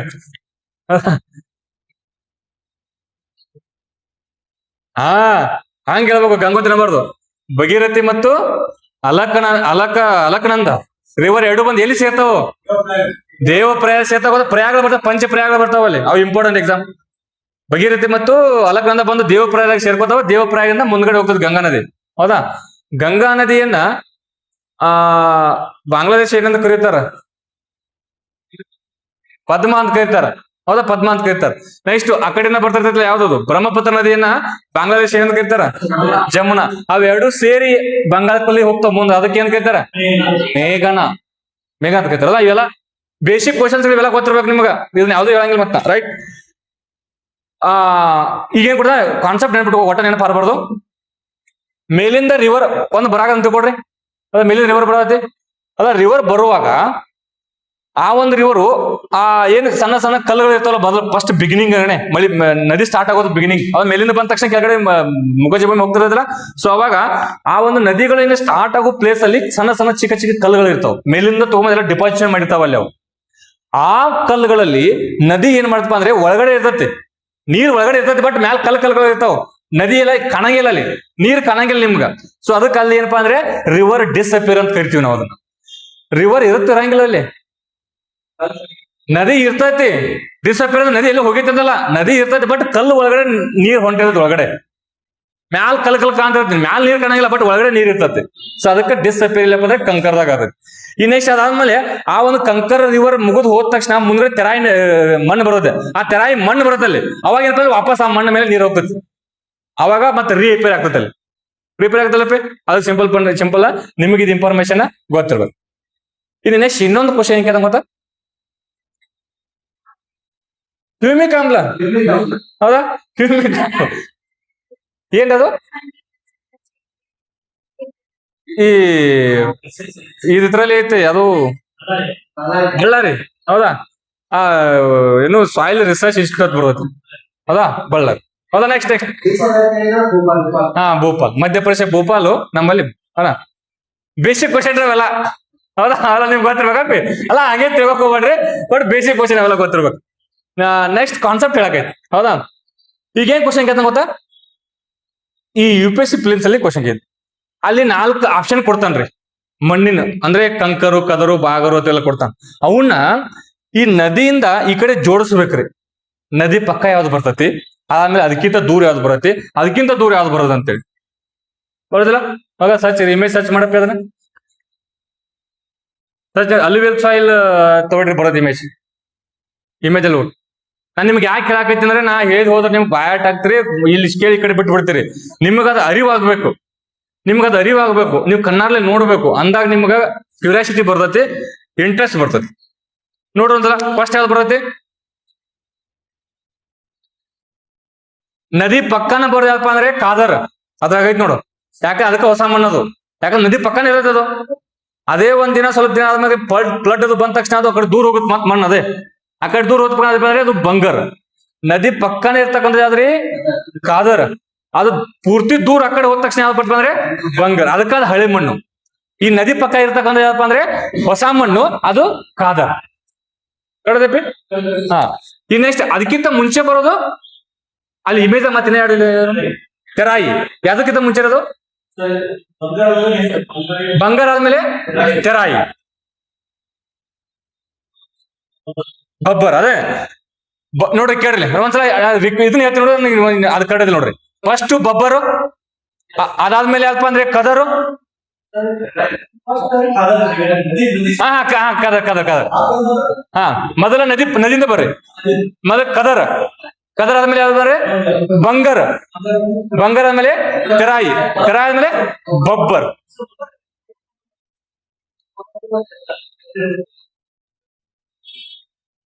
ಅದೇ ಎಲ್ಲ ಇವು ಪರ್ವತ ಹತ್ರನೇ ಇರ್ತಾವ, ಬಟ್ ಏನಪ್ಪಾ ಅಂದ್ರೆ ಸ್ವಲ್ಪ ಡಿಸ್ಟೆನ್ಸ್ ಅಲ್ಲಿ ಇರ್ತಾವ್ರಿ ಇವು ಅಷ್ಟೇ. ಅಪ್ಪ ಇನ್ನೊಂದ್ಸಲ ಹೇಳ್ಬಿಡದ ಅಂದ್ರೆ ಸೀಕ್ವೆನ್ಸ್ ಇನ್ನೊಂದ್ಸಲ ಹೇಳ್ರಿ. ಒಂದೇದು ನದಿಯಿಂದ ಬರ್ಬೇಕು. ನದಿಯಿಂದ ಒಂದೇದು ಕದರ್. ಅದಕ್ಕೆ ಅದನ್ನ ಹೊಸ ಮಣ್ಣು ಕ್ಲಾರಿಟಿ ಇರ್ಬೇಕು. ಅದನ್ನ ಯಾಕೆ ಹೊಸ ಮಣ್ಣು ಅಂದಪ್ಪ ಅಂದ್ರೆ ನದಿ ಪಕ್ಕನೇ ಇರತ್ರಿ ಅದು. ಅವಾಗ ಬಂದು ಡಿಪಾಸಿಷನ್ ಆಗಿರ್ತದೆ, ಅದಕ್ಕೆ ಹೊಸ ಮಣ್ಣು ಅದು. ನದಿ ಪಕ್ಕದಾಗಾದ್ರಿ ಕದರ್ ಆದ್ಮೇಲೆ ನೆಕ್ಸ್ಟ್ ಬಂಗರ್, ನೆಕ್ಸ್ಟ್ ಆದ್ರೆ ಬಂಗರ್ ಆದ್ಮೇಲೆ ತೆರಾಯಿ ಆದ್ಮೇಲೆ ಬಬ್ಬರ್. ಇದನ್ನ ಸೀಕ್ವೆನ್ಸ್ ಏನ್ಬಿಡ್ಬೋದು? ಸೀಕ್ವೆನ್ಸ್ ಕೇಳ್ತಾನ ಎಕ್ಸಾಮ್ ಅಲ್ಲಿ. ಇದನ್ನ ಫಸ್ಟ್ ದಿಂದ ಲಾಸ್ಟ್ ಬರ್ರಿ ಅಂತ ಕೇಳ್ತಾನ. ಸೊ ಅದಕ್ಕೋಸ್ಕರ ಹೇಳಕತ್ತೀನಿ, ನೆನ್ಪಿಡ್ಕೊ. ಈ ನೆಕ್ಸ್ಟ್ ಆದ್ಮೇಲೆ ಈ ಪದೇ PC ಬಟ್ ಎಲ್ಲ ಕ್ವಶನ್ಸ್ ಅವೆಲ್ಲ ಹೋದು. ಈ ಹತ್ತಿಯನ್ನ ಯಾವ ಮಣ್ಣಲ್ಲಿ ಬೈತಾರ ಕೇಳ್ತಾನ್ರಿ? ಕಪ್ಪು ಮಣ್ಣು. ಬಾಳ ಸಲ ಕ್ವಶನ್. ಈ ಶೇಂಗಾವನ್ನ ಯಾವ ಮಣ್ಣಲ್ಲಿ ಬೈತಾರ ಕೇಳ್ತಾನ್ರಿ? ಯಾವ ಕೆಂಪು ಮಣ್ಣದಾಗ ಹೋಯ್ತು. ಹೌದಾ? ಈ ನೆಕ್ಸ್ಟ್ ಅದಾದ್ಮೇಲೆ ಈ ಕಾಫಿ ಯಾವ ಮಣ್ಣ ಬೈತಾವು? ಜಂಬಟ್ಟಿಗೆ ಮಣ್ಣು. ಏನ್ ಕ್ವಶನ್ ಗೊತ್ತಾ?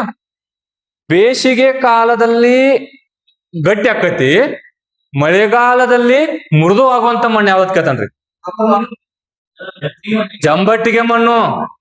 ಇದು ಪಿಸಿ ಕ್ವಶನ್ ಇದು. ಜಂಬಟ್ಟಿಗೆ ಅಂದ್ರೆ ಬೇಸಿಗೆ ಕಾಲದಲ್ಲಿ ಗಟ್ಟಿ ಆಗ್ತದೆ, ಫುಲ್ ಒಂಥರ ಸಿಮೆಂಟ್ ತರ ಆಗ್ತದೆ ಅದು. ಬಟ್ ಮಳೆ ಆದ ತಕ್ಷಣ ಮತ್ತೆ ಏನಪ್ಪಾ ಅಂದ್ರೆ ಪೂರ್ತಿ ಮೃದು ಆಗ್ತದೆ. ಅದಾದ್ರೆ ಜಂಬಟ್ಟಿಗೆ ಮಣ್ಣು. ನೆಕ್ಸ್ಟ್ ರೆಗೂರ್ ಮಣ್ಣು ಯಾವ ಮಣ್ಣು ಕರೀತಾರೋ? ಕಪ್ಪು ಮಣ್ಣು.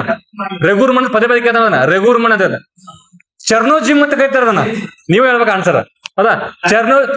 ಅದೇ ಬ್ಲಾಕ್. ನೆಕ್ಸ್ಟ್ ಕ್ವಶನ್ ಕೇಳ್ತಾನೆ. ಚರ್ನೋಜಿಮ್ಗ ಬ್ಲಾಕ್ ಅಂತ ಕರೀತಾರ. ಎಲ್ಲಿ ಕರೀತಾರ? ಯುರೋಪ್ ಅಲ್ಲಿ ಕರೀತಾರ. Very good. ಇಲ್ರಿ, ಚರ್ನೋಜಿಮ್ ಅಂದ್ರೆ ಯಾವ ಮತ್ ಹುಡುಕಾಡಬಾರ್ದಲ್ಲಿ. ಚರ್ನೋಜಿಮ್ ಅಂದ್ರೆ ಬ್ಲಾಕ್ ಸೊಲೆ. ಬಟ್ ಇದನ್ನ ಎಲ್ಲಿ ಕರೀತಾರಪ್ಪ ಅಂದ್ರೆ ಯುರೋಪ್ ಅಲ್ಲಿ ಕರೀತಾರೆ. ಹೌದಾ? ಮಣ್ಣಲ್ಲಿ ಇರ್ತಕ್ಕಂಥ ಆಮ್ಲ ಯಾವಪ್ಪ ಅಂದ್ರೆ ಹ್ಯೂಮಿಕ್ ಆಮ್ಲ. ಅದನ್ನ ಗೊತ್ತಿರೋ ವಿಚಾರ. ಈ ನೆಕ್ಸ್ಟ್ ಏನ್ ಗೊತ್ತಾ? ಕೆಂಪು ಮಣ್ಣು ಕೆಂಪಾಗಿರಲು ಕಾರಣ ಏನು? ಕಬ್ಬಿಣದ ಆಕ್ಸೈಡ್. ನೆಕ್ಸ್ಟ್ ಈ ಯಾವದ್ರ ಶೀತಲೀಕರಣದಿಂದ ಕಪ್ಪು ಮಣ್ಣು ಆಗ್ತದೆ? ಬಸಾಲ್ಟ್. ಇದು ಹಿಂಗ ಬ್ಲಾಕ್ ಬಸಾಲ್ಟ್ ಅನ್ಬಿಟ್ಟು ಬಿ ಪತ್ರದಲ್ಲಿ ಬ್ಲಾಕ್ ಅಂದ್ರೆ ಬಸಾಲ್ಟ್. ಯಾವ ಕಲ್ಲು ಅನ್ಬೇಕಾಯ್ತು? ಯಾವ ಕಲ್ಲು ಶೀತಲೀಕರಣ ಆಗ್ತದೆ? ಬಸಾಲ್ಟ್. ಇನ್ನು ಕೆಂಪು ಇದ್ದು ಗ್ರಾನೈಟ್.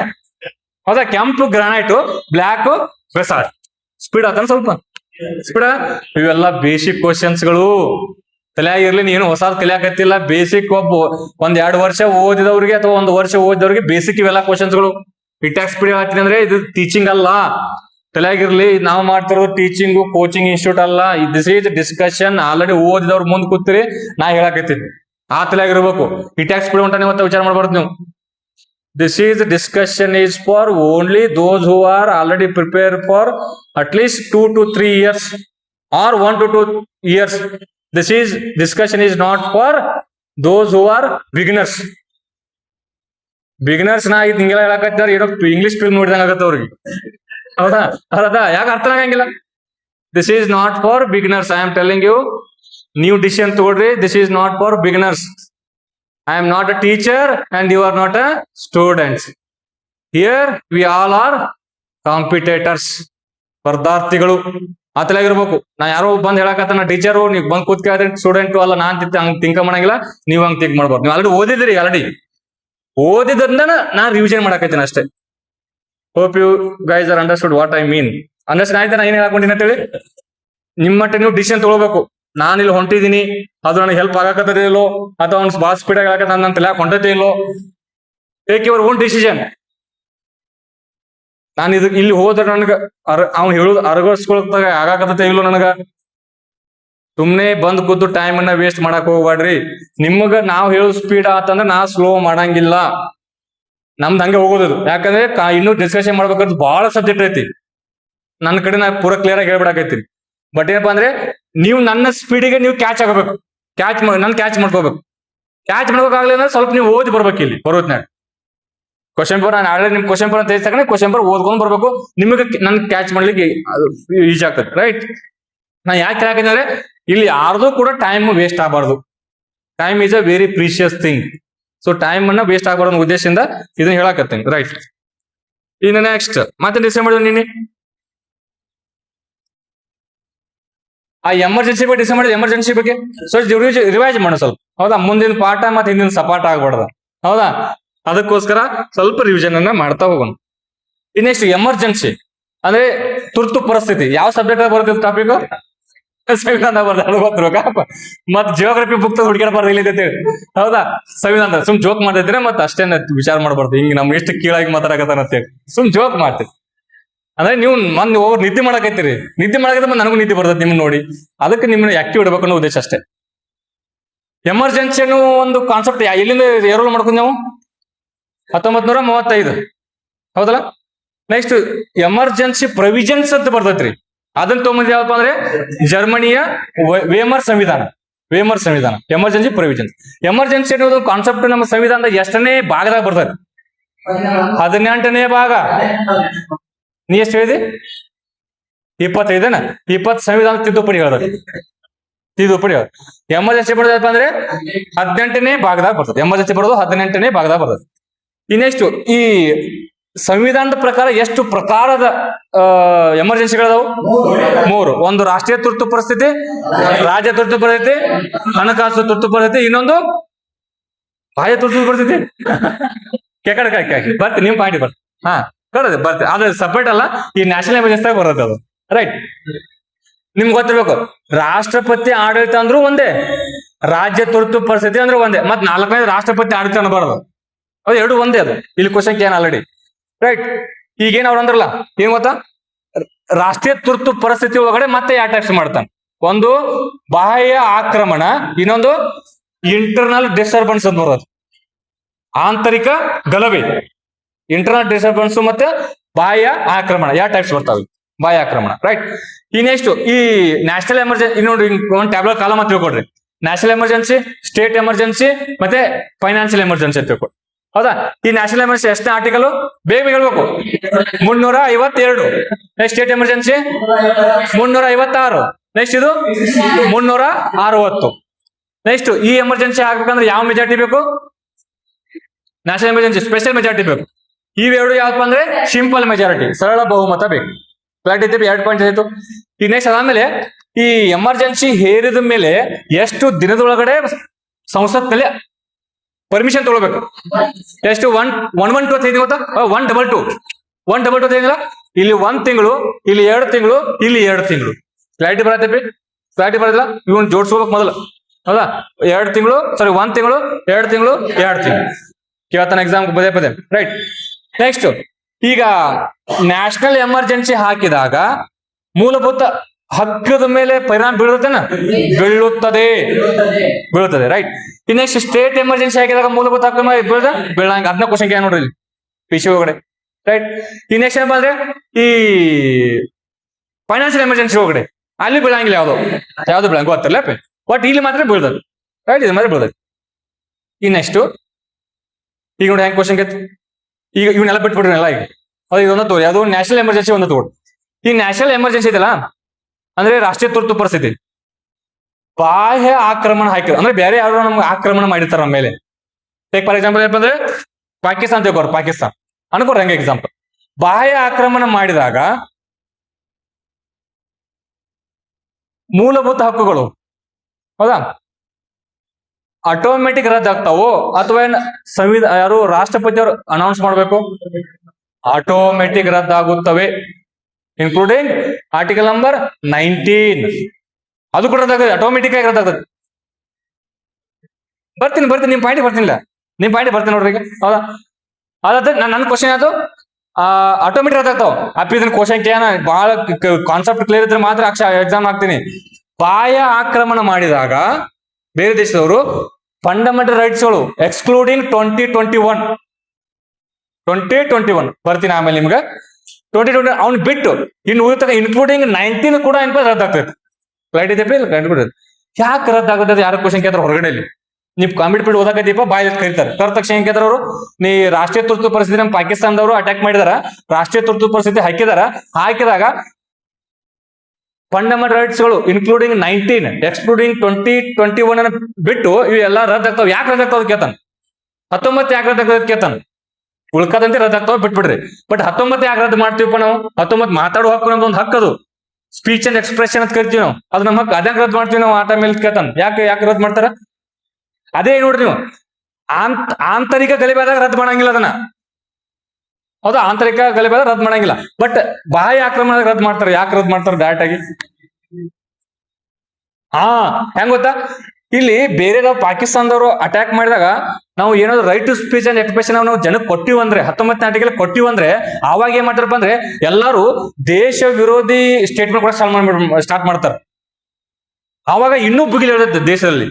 ಸೊ ಅದಕ್ಕೇನಪ್ಪ ಅಂದ್ರೆ ಟೋಟಲ್ ಮೀಡಿಯಾನ ಬಂದ್ ಮಾಡಿಬಿಡ್ತಾರ. ಅವ್ರು ಏನು ಮಾತಾಡಂಗಿಲ್ಲ, ಯಾರು 19ನೇ ಆರ್ಟಿಕಲ್ ರದ್ದು ಮಾಡಿಬಿಡ್ತಾರೆ. ರೈಟ್, ಈ ಆಟೋಮೆಟಿಕ್ ಆಗಿ ರದ್ದು ಆಗತ್ತಂತ ಹೇಳುವಂತ ಆರ್ಟಿಕಲ್ ಯಾವ್ದ್ರಿ? 358. Very good. ಇದನ್ನು UPSC ಫಿಲಿಮ್ಸ್ ಕ್ವಶನ್ ಹಾಕಿವಲ್ಲ, ಹೌದಾ? 358. ಈಗ ನೆಕ್ಸ್ಟ್ ಈಗ ಎಕ್ಸ್ಟರ್ನಲ್ ಆಯ್ತಾ, ಈಗ ಬಿಟ್ಬಿಡೋದು. ಈಗ ಇಂಟರ್ನಲ್ ಅಂದ್ರೆ ಆಂತರಿಕ ಗಲಭೆ ಆಗಿರುತ್ತೆ. ಈ ಇಂದಿರಾ ಗಾಂಧಿ ಅವ್ರು ಹಾಕಿರ್ತಾರ ಗೊತ್ತಾ, ರಾಷ್ಟ್ರೀಯ ಆಂತರಿಕ ಗಲಭೆ ಸಂಬಂಧ ಹಾಕಿರ್ತಾರ ಅದನ್ನ. ಹೌದಾ, ಆ ಆಂತರಿಕ ಗಲಭೆ ಆದಾಗ 19 ಆಟೋಮೆಟಿಕ್ ಆಗಿ ರದ್ದು ಆಗಂಗಿಲ್ಲ, ನಾವು ರದ್ದು ಮಾಡ್ಬೇಕು ಅದನ್ನ. ಸೊ ಏನು ರಾಷ್ಟ್ರಪತಿಯವರು ಹೇಳ್ಬೇಕ ಇದನ್ನ ರದ್ದು ಮಾಡ್ರಿ ಅಂತೇಳಿ. ಹಂಗ ಹೇಳುವಂತ ಆರ್ಟಿಕಲ್ ಯಾವುದು? 350. ಅದು 359 358. ರದ್ದು ಆಟೋಮೆಟಿಕ್ ಆಗಿ ರದ್ದು ಆಗೋದು 358. ನೀವು ರದ್ದು ಮಾಡ್ರತ್ ಹೇಳೋದು 359. ಹಂಗ ಹೇಳೋರು ಯಾರು? ರಾಷ್ಟ್ರಪತಿ. ಫ್ಲೈಟ್ ಇದೆಯಲ್ಲ, ಹೌದಾ? ಇದನ್ನ ವೆರಿಫೈ ಮಾಡ್ಬೇಕು, ನಾನ ಕರೆಕ್ಟ್ ಅಲ್ಲ, ಇದನ್ನ ನೀವು ವೆರಿಫೈ ಮಾಡ್ಬೇಕು. ಮತ್ತೆ ಏನಾದ್ರು ಮಿಸ್ಟೇಕ್ ಗಳಾದ್ರೆ ನೆಕ್ಸ್ಟ್ ಕ್ಲಾಸ್ ಅಲ್ಲಿ ಡಿಸ್ಕಷನ್ ಮಾಡೋದು. ನೀನ್ ಹಂಗ ಇವತ್ತು ನಿನ್ ಮಿಸ್ಟೇಕ್ ಮಾಡಿದಿಲ್ಲ ಫಸ್ಟ್ ಶನಿವಾರ, ಲಾಸ್ಟ್ ಶನಿವಾರ ಅಂತ ಹೇಳಿದೆ, ದಟ್ ಈಸ್ ಫಸ್ಟ್ ಶನಿವಾರ. ಸೊ ಆತರ ಕ್ರಾಸ್ ವೆರಿಫೈ ಮಾಡ್ರಿ, ಜಸ್ಟ್ ಕೇಳಿ ಹೋಗ್ಬಾರ್ದು, ಬ್ಲೈಂಡ್ ಆಗಿ ಯಾವ್ದನ್ನು ನಂಬಬಾರದು. ನನ್ನ ಪ್ರಕಾರ it's your duty to cross verify. ಇಲ್ಲಿ ಮುಂದ್ ಬಂದ್ ಯಾರೋ ಏನ್ ಹೇಳಕತ್ತಾರ ಅಂದ್ರೆ ಒಂದೊಂದು ಮಾರ್ಕ್ಸ್ ಕೂಡ ಇಂಪಾರ್ಟೆಂಟ್, ಹೌದಾ? ನೀವು ಅದನ್ನ ಕ್ರಾಸ್ ವೆರಿಫೈ ಮಾಡೋದು ನಿಮ್ ಕೆಲಸ, ಹೌದಾ? ನೆಕ್ಸ್ಟ್ ಬಂದಾಗ ಚೇಂಜ್ ಮಾಡೋದು ಏನ್ ತೊಂದರೆ ಇಲ್ಲ, ಹೌದಾ? ರೈಟ್. ಈಗ ನೆಕ್ಸ್ಟ್ ಏನ್ ಕ್ವಶನ್ ಗೊತ್ತಾ? ಕೇಳಿದವನು ಇದನ್ನ ಬಿಟ್ಬಿಡ್ರಿ, ಇವಾಗ ಬಿಟ್ರಿ ಇದನ್ನ. ಇಲ್ಲಿ ಲಾಸ್ಟ್ ಬರ್ಬೇಕು ಅಂದ್ರೆ ಹಣಕಾಸು ತುರ್ತು ಪರಿಸ್ಥಿತಿ. ಲಾಸ್ಟ್ ಬಂದ್ರೆ ಹಣಕಾಸು ತುರ್ತು ಪರಿಸ್ಥಿತಿ ಇಲ್ಲಿವರೆಗೆ ಎಷ್ಟು ಬಾರಿ ಹೇರಿದ್ವು ನಾವು? ಒಂದು ಬಾರಿನೂ ಕೂಡ ಹೇರಿಲ್ಲ, ಹೌದಾ? ನೆಕ್ಸ್ಟ್ ಹಣಕಾಸು ತುರ್ತು ಪರಿಸ್ಥಿತಿ ಯಾವ ಸಂದರ್ಭದಲ್ಲಿ ಹೇರಲಾಗುತ್ತದೆ? ಇದನ್ನ ಜಗಾಡ್ರೆ ಹಾಕ್ತಿವ, ಇದನ್ನ ನಮ್ಮಲ್ಲಿ ಕಾನ್ಸ್ಟಿಟ್ಯೂಷನ್ ಮಿಷನರಿ ಫೇಲ್ ಆದ್ರೆ ಇದನ್ನ ಹಾಕ್ತಿವ, ಸ್ಟೇಟ್ ಎಮರ್ಜೆನ್ಸಿ ಹಾಕ್ತಿವ. ಬಟ್ ಇದನ್ನ ಯಾವಾಗ ಹಾಕ್ತಿವಿ? ರಾಷ್ಟ್ರೀಯ ಅದು ಹಣಕಾಸು ತುರ್ತು ಯಾವಾಗ ಹಾಕ್ತಿವಿ? ಅದನ್ನ ಇಲ್ಲಿವರೆಗೂ ಹಾಕಿಲ್ಲ ಅಂತಾರೆ, ಯಾವಾಗ ಹಾಕ್ತಿರ್ಬೇಕಲ್ಲ? ಅಂದ್ರೆ ಫೈನಾನ್ಷಿಯಲಿ ಕ್ರೈಸಿಸ್ ಆದಾಗ, ಆರ್ಥಿಕ ಹಿಂಜರಿತ ಆದಾಗ, ದುಡ್ಡು ಇರಂಗಿಲ್ಲ ರೊಟ್ಟೆ ಗೌರ್ಮೆಂಟ್ ಹತ್ರ, ಅವಾಗ ಆರ್ಥಿಕ ಹಿಂಜರಿತ ಆದಾಗ ಈ ಒಂದು ಅದನ್ನ ಹಾಕ್ತಾರೆ. ರೈಟ್, ಹಾಕ್ತಾರಪ್ಪಿ. ಎಷ್ಟು ಚೆನ್ನಾಗಿ ಕ್ವಶನ್ ಕೇಳಿದಂದ್ರೆ ಒಮ್ಮೆ ಆರ್ಥಿಕ ತುರ್ತು ಪರಿಸ್ಥಿತಿಯನ್ನ ಹಾಕಿದ ಸಂದರ್ಭದಲ್ಲಿ ಎಲ್ಲಾರ್ದು ಪೇಮೆಂಟ್ ಕಡಿಮೆ ಮಾಡ್ತಾರ್ರಿ. ಪೇಮೆಂಟ್ ಗೊತ್ತಿಲ್ಲ ಪೇಮೆಂಟ್ ಕಡಿಮೆ ಮಾಡ್ತಾರ, ಹೌದಾ? ಏನ್ ಕ್ವಶನ್ ಗೊತ್ತಾ? ಆರ್ಥಿಕ ತುರ್ತು ಪರಿಸ್ಥಿತಿ ಹೇರಿದ ಸಂದರ್ಭದಲ್ಲಿ ಈ ಕೆಳಗಿನ ಯಾರದ್ದು ಸ್ಯಾಲರಿಯನ್ನ ಕಡಿಮೆ ಮಾಡಬಹುದು? ಆಪ್ಷನ್ ಕೊಡ್ತೀನಿ ನೋಡಿ, ಆಪ್ಷನ್ ಕೊಡ್ತೀನಿ ಅಷ್ಟೇ ಹೇಳ್ಬೇಕು. ಒಂದನೇದು ರಾಷ್ಟ್ರಪತಿ, ಎರಡನೇದು ಉಪರಾಷ್ಟ್ರಪತಿ, ಮೂರನೇದು ಸುಪ್ರೀಂ ಕೋರ್ಟ್ ಮುಖ್ಯ ನ್ಯಾಯಮೂರ್ತಿಗಳದ್ದು, ನಾಲ್ಕನೇದು ಈ ಮೇಲೆ ಎಲ್ರು, ಹೌದಾ? ನೋಡಪ್ಪಿ, ಕಾನ್ಸೆಪ್ಟ್ ಇರ್ಲಿ. ಅಲ್ಲಿ ಆಪ್ಷನ್ ಏನೇ ಕೊಡ್ಲಿ ಅವನು, ನಾನು ಜಸ್ಟ್ ಲಿಮಿಟೆಡ್ ಆಪ್ಷನ್ ಕೊಟ್ಟಿನಿ, ಬಟ್ ಇನ್ನು ಜಾಸ್ತಿ ಜನ ಬೇರೆ ಬೇರೆದವ್ರು ಬರ್ತಾರ. ಅವ ಆಪ್ಷನ್ ಏನೇ ಕೊಡ್ಲಿ, ನೀವ್ ಏನ್ ಥಿಂಕ್ ಮಾಡ್ಬೇಕು ಗೊತ್ತಾ? ಈ ಕೆಳಗಿನ ಯಾವ ವ್ಯಕ್ತಿ ಗೌರ್ಮೆಂಟ್ ದಿಂದ ಸ್ಯಾಲರಿನ ಪಡ್ಕೋತಾರಲ್ಲ, ಯಾವುದೇ ವ್ಯಕ್ತಿ ಇರ್ಬೋದು ಅವರು. ನಾನು 4 ಆಪ್ಷನ್ ಕೊಡ್ಬೋದು, ಜಾಸ್ತಿ ಕೊಡಕ್ ಆಗಂಗಿಲ್ಲ, ಹೌದಾ? ಬಟ್ ಇನ್ನೂ ಜಾಸ್ತಿ ಜನ ಅದಾರ. ಅಲ್ಲಿ ಏನ್ ಹುಡುಕ್ಬೇಕು ಗೊತ್ತಾ ನೀವು? ಈ ಕೆಳಗಿನ ಯಾವ ವ್ಯಕ್ತಿ ಗೌರ್ಮೆಂಟ್ ದಿಂದ ಸ್ಯಾಲರಿನ ಪಡ್ಕೋತಾರಲ್ಲ, ಗೌರ್ಮೆಂಟ್ ದಿಂದ ಸ್ಯಾಲರಿ ಪಡ್ಕೊಂಡಿರ್ತಾರಲ್ಲ, ಅವ್ರದ್ದೆಲ್ಲರೂ ಸ್ಯಾಲರಿನ ಕಡಿಮೆ ಮಾಡಬಹುದು, ಹೌದತ್ರಿ? ಇವನ್ ಅಲ್ಲಿ ಆಪ್ಷನ್ ರಾಷ್ಟ್ರಪತಿ ಮಾಡಕ್ ಬರಂಗಿಲ್ಲ ಕೊಟ್ಟಿದ್ದಾನ ಆಪ್ಷನ್ ಒಳಗಡೆ, ಅವ್ರದ್ದು ಮಾಡ್ಬೋದು, ಹೌದಾ? MP MLA ಅವ್ರದ್ದು ಕೂಡ ಮಾಡ್ಬೋದು. ಅವ್ರು ತಗೋತಾರಿಲ್ಲ ಅಮೌಂಟ್, ಗೌರ್ಮೆಂಟ್ ಅಮೌಂಟ್ ತಗೋತಾರಿಲ್ಲ, ಅವ್ರದ್ದು ಕೂಡ ಮಾಡೋದು. MLA MP ಅವ್ರದ್ದು ಕೂಡ ಮಾಡ್ಬೋದು. ಬಟ್ ನೀವು ಏನ್ ತಿಳಿಯಾಗಿರ್ಬೇಕು, ಒಂದು ಕೀವರ್ಡ್, ಗೌರ್ಮೆಂಟ್ ದಿಂದ ಯಾರು ಅಮೌಂಟ್ ತಗೊಳಕತ್ತಾರ salary in the form of salary, ಅವ್ರದ್ದೆಲ್ಲರೂ ಕೂಡ ರದ್ದು ಮಾಡ್ಬೋದು, ಕಡಿಮೆ ಮಾಡ್ಬೋದು. ಅದು ಫೈನಾನ್ಸ್ ಅಪ್ಪ ನೋಡಕತ್ತಿಲ್ಲ, ಅದ ಫೈನಾನ್ಷಿಯಲ್ ಎಮರ್ಜೆನ್ಸಿ ತಗೊಂಡ್ಬಿಟ್ಟ, ಫೈನಾನ್ಷಿಯಲ್ ಎಮರ್ಜೆನ್ಸಿ. ಈ ನೆಕ್ಸ್ಟ್ ಹಾಗಾದ್ರೆ ಇಲ್ಲಿವರೆಗೂ ಎಷ್ಟು ಬಾರಿ ನ್ಯಾಷನಲ್ ಎಮರ್ಜೆನ್ಸಿ ಹಾಕಿದಾರ? 3 ಬಾರಿ. 1960, 61, 62 ಒಮ್ಮೆ, ಮತ್ ನೆಕ್ಸ್ಟ್ 71, 72, 62, 71, 75. 3 ಬಾರಿ ಏನಪ್ಪಾ ಅಂದ್ರೆ ಎಮರ್ಜೆನ್ಸಿನ ಹಾಕಿರ್ತಾರ. ನಿಮ್ಗೆ ಗೊತ್ತಿರ್ಬೇಕು. ಈ ನೆಕ್ಸ್ಟ್ ಏನ್ ಕ್ವಶನ್ ಕೇಳ್ತಾನೆ ಗೊತ್ತಾ? ಒಂದು ಕಾನ್ಸೆಪ್ಟ್ ಹೇಳಕತ್ತೀನಿ, ಈ ಟಾಪಿಕ್ ಇಂಪಾರ್ಟೆಂಟ್, ಅದಕ್ಕೆಲ್ಲ ಹೇಳಕತ್ತೀನಿ. ಈಗ ರಾಷ್ಟ್ರೀಯ ತುರ್ತು ಪರಿಸ್ಥಿತಿ ಹಾಕಿದಾರೆ, ಹೌದಾ? ಹಾಕಿದ ತಕ್ಷಣ ಏನಪ್ಪಾ ಅಂದ್ರೆ 1 ಮಂತ್ ಒಳಗಡೆ ನಾವು ಪರ್ಮಿಷನ್ ತಗೊಂಡ್ವಿ. ಪರ್ಮಿಷನ್ ಅಂದ್ರೆ ಏನ್ರಿ? ಸಂಸತ್ತಲ್ಲಿ ಮಂಡನೆ ಮಾಡಿದ್ವಿ, ಬಿಲ್ ಮಂಡನೆ ಮಾಡಿ ಹಾಕಂದ್ರ ಅವ್ರು ಹಾಕಿದ್ಮೇಲೆ ಆ ಒಂದು ನ್ಯಾಷನಲ್ ಎಮರ್ಜೆನ್ಸಿ ಅದರ ಜೀವಿತಾವಧಿ ಎಷ್ಟು ದಿನದವರೆಗೂ ಇರ್ತದೆ? 6 ತಿಂಗಳು, ಹೌದಾ? ಬರ್ತೇನೆ ನಿಮ್ ಪಾಯಿಂಟ್ಗೆ. 6 ತಿಂಗಳು ಇರುತ್ತೆ. ಬರ್ತೀನಿ 3 ವರ್ಷ, ಹೌದಾ? ನೋಡಿ ಹಿಂಗಾಕೈತಿ ನೋಡು, ಒಬ್ರು 3 ವರ್ಷ, ಹೌದಾ? ಕ್ಲಾರಿಟಿ ಇರಬೇಕು. 3 ವರ್ಷ ಯಾವುದು, ಅನ್ಲಿಮಿಟೆಡ್ ಯಾವುದು, 6 ತಿಂಗಳು ಯಾವುದು, ಅದಕ್ಕೆ ತಗೊಂಡ್ಬಂದಿನಿ ನಾನು, ಹೌದಾ? ನೋಡಿ ಇಲ್ಲಿ ಕ್ವಶನ್ ಹೆಂಗಿದೆ ನೋಡ್ರಿ. ಈ ದಿನ ಒಂದು ರಾಷ್ಟ್ರಪತಿ ಅನೌನ್ಸ್ಮೆಂಟ್ ಮಾಡಿದ್ರು, ಇಲ್ಲಿಂದ ಒಂದು ತಿಂಗಳ ಒಳಗಡೆ ನೀವು ಪರ್ಮಿಷನ್ ತಗೊಂಡ್ರಿ, ಇದು 30 ದಿವಸ ಆಯ್ತು. 30 ದಿವಸ ಆಯ್ತಪ್ಪ. ಈ ಪರ್ಮಿಷನ್ ತಗೊಂಡ್ ದಿನದಿಂದ ಎಷ್ಟು ದಿನದವರೆಗೂ ಇರತ್ತೆ ಇದು? 6 ತಿಂಗಳ. ಮತ್ತೆ ಯಾರು ಹೋಯ್ತೀವಿ ಅಂತ ಲೋ ಮರ 6 ತಿಂಗಳು ಪರ್ಮಿಷನ್ ತಗೊಂಡ್ರೆ ಸಂಸತ್ ಮಂಡನೆ ಆದ್ಮೇಲೆ 6 ತಿಂಗಳು ಇರ್ತದೆ. 6 ತಿಂಗಳು ಇರುತ್ತೆ. ಹಾಗಾದ್ರೆ ಟೋಟಲ್ ಎಷ್ಟು ಅವಧಿ ಆಯ್ತು? ಟೋಟಲ್ ಅವಧಿ ಎಷ್ಟಾಯ್ತು? ಇವತ್ತು ಅಂದ್ರೆ ಆಪ್ಷನ್ ಏನ್ ಕೊಡ್ತಾನೆ ಮತ್ತ 6 ತಿಂಗಳ 30 ದಿವಸದ ಕೊಡ್ತಾನೆ ಆಪ್ಷನ್ ಒಳಗಡೆ. ಹೌದಾ? ಏನಕ್ಕೆ ಕೇಳಿದ್ರು, ಒಮ್ಮೆ ಎಮರ್ಜೆನ್ಸಿ ಹಾಕಿದಾಗ, ನ್ಯಾಷನಲ್ ಎಮರ್ಜೆನ್ಸಿ ಹಾಕಿದಾಗ ಅದ್ರದ್ದು ಮ್ಯಾಕ್ಸಿಮಮ್ ಡ್ಯೂರೇಷನ್ ಎಷ್ಟು ಕೇಳಿದ್ರೆ 30 ದಿನ ಮತ್ತು 6 ತಿಂಗಳು. ಅಥವಾ ಸಂಸತ್ತಲ್ಲಿ ಮಂಡನೆ ಮಾಡಿದಿಂದ ಎಷ್ಟು ದಿನ ಅಪ್ಪ ಅಂದ್ರೆ 6 ತಿಂಗಳು. ಕ್ಲಾರಿಟಿ ಐತೆ? ಕ್ಲಾರಿಟಿ ಐತೆ? ಓಕೆ. ಈಗ ನೆಕ್ಸ್ಟ್ 6 ತಿಂಗಳು ಮುಗಿತಪ್ಪ. 6 ತಿಂಗಳು ಮುಗಿತಾ? 6 ತಿಂಗಳು ಮುಗಿದ ಹಂಗ ಕಂಟಿನ್ಯೂ ಆಗುತ್ತೋ ಇಲ್ಲೋ? ಕಂಟಿನ್ಯೂ ಆಗ್ತದೆ. ಬಟ್ ಏನಪ್ಪಾ ಅಂದ್ರೆ ಅದನ್ನ ಮತ್ತೆ ಸಂಸತ್ತಲ್ಲಿ ಮತ್ತೆ ಬಹುಮತ ಪಡ್ಕೋಬೇಕು. ಹಂಗೆ ಎಲ್ಲಿವರೆಗೂ ಕಂಟಿನ್ಯೂ ಆಗುತ್ತೆ ಅದು? ನನ್ನ ಕ್ವಶನ್ ಕಟ್ಟ ಅಂತ ಹೇಳ್ಬೇಕಾ? ನಾನ್ ಮಾತಾಡಿದ್ರೆ ರಾಷ್ಟ್ರೀಯ ತುರ್ತು ಪರಿಸ್ಥಿತಿ ಎಲ್ಲಿವರೆಗೂ ಕಂಟಿನ್ಯೂ ಆಗುತ್ತೆ? ಅನಿರ್ದಿಷ್ಟ ಅವಧಿವರೆಗೂ ಕಂಟಿನ್ಯೂ ಆಗುತ್ತೆ. ಹೌದ್ರೆ ಮುಗಿತದ? ಕ್ಲಾರಿಟಿ ಐತೆ? ರೈಟ್. ಈಗ ನೆಕ್ಸ್ಟ್ ಎಲ್ಲಿ ಬರೋದು? ಸ್ಟೇಟ್ ಎಮರ್ಜೆನ್ಸಿ ಬರೋಣ.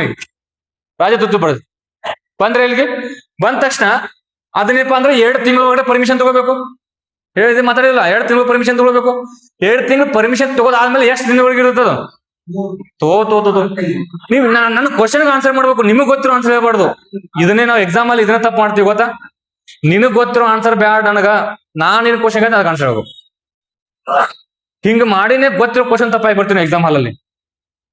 ಅದತ್ತ ಈಗ 2 ತಿಂಗಳು ಪರ್ಮಿಷನ್ ತಗೊಂಡ್ರಿ, 2 ತಿಂಗಳು ಪರ್ಮಿಷನ್ ತಗೊಂಡ ಆದ ತಕ್ಷಣ ಎಷ್ಟು ದಿನವರೆಗೂ ಇರ್ತದೋ? 6 ತಿಂಗಳವರೆಗೂ ಇರ್ತದೆ. ನೆಕ್ಸ್ಟ್ 6 ತಿಂಗಳ ಮತ್ತೆ ರಿನ್ಯೂವಲ್ ಮಾಡ್ಬೇಕು. ಅದನ್ನ ರಿನ್ಯೂವಲ್ ಮಾಡಿದ್ರೆ ಮತ್ತೆ ರಿನ್ಯೂವಲ್ ಮಾಡೋದ್ರ ಅರ್ಥ ಸಂಸತ್ತಲ್ಲಿ ಮಂಡನೆ ಮಾಡ್ಬೇಕು, ಪರ್ಮಿಷನ್ ತಗೋಬೇಕು. ಮತ್ತೆ ಪರ್ಮಿಷನ್ ಮತ್ತೆ ದಿನ ಇರ್ತದೋ? 6 ತಿಂಗಳು. ಹಿಂಗ್ ಮ್ಯಾಕ್ಸಿಮಮ್ ಎಷ್ಟು ದಿನ ಇರುತ್ತೆ? 3 ವರ್ಷ ಇರ್ತದೆ. ಅರ್ಧಪಿ 3 ವರ್ಷ. ರೈಟ್. ಇನ್ನು ನೆಕ್ಸ್ಟ್ ಈ ಯಾವುದು ರಾಷ್ಟ್ರೀಯ ತುರ್ತು ಪರಿಸ್ಥಿತಿ ಬಾಯಿ ತುರ್ತು ಪರಿಸ್ಥಿತಿ ಬಂದೆ. ರಾಷ್ಟ್ರೀಯ ತುರ್ತು ಪರಿಸ್ಥಿತಿಯಲ್ಲಿ ಅದನ್ನು ಸೇಮ್ ಏನಪ್ಪ ಅಂದ್ರೆ 2 ತಿಂಗಳು ಪರ್ಮಿಷನ್ ತಗೋಬೇಕು. ಅದ್ ತಗೊಂಡ್ಮೇಲೆ ಏನಪ್ಪ ಅಂದ್ರೆ 6 ತಿಂಗಳು ಕಂಟಿನ್ಯೂ ಮಾಡ್ಕೊಂಡು ತಗೋಬೇಕು. ಹಂಗೆ ಅದಕ್ಕೂ ಅನ್ಲಿಮಿಟೆಡ್ ಇರುತ್ತೆ. ಅದು ಕೂಡ ಅನ್ಲಿಮಿಟೆಡ್. ಅದಕ್ಕೆ 3 ವರ್ಷ ಇರಂಗಿಲ್ಲ.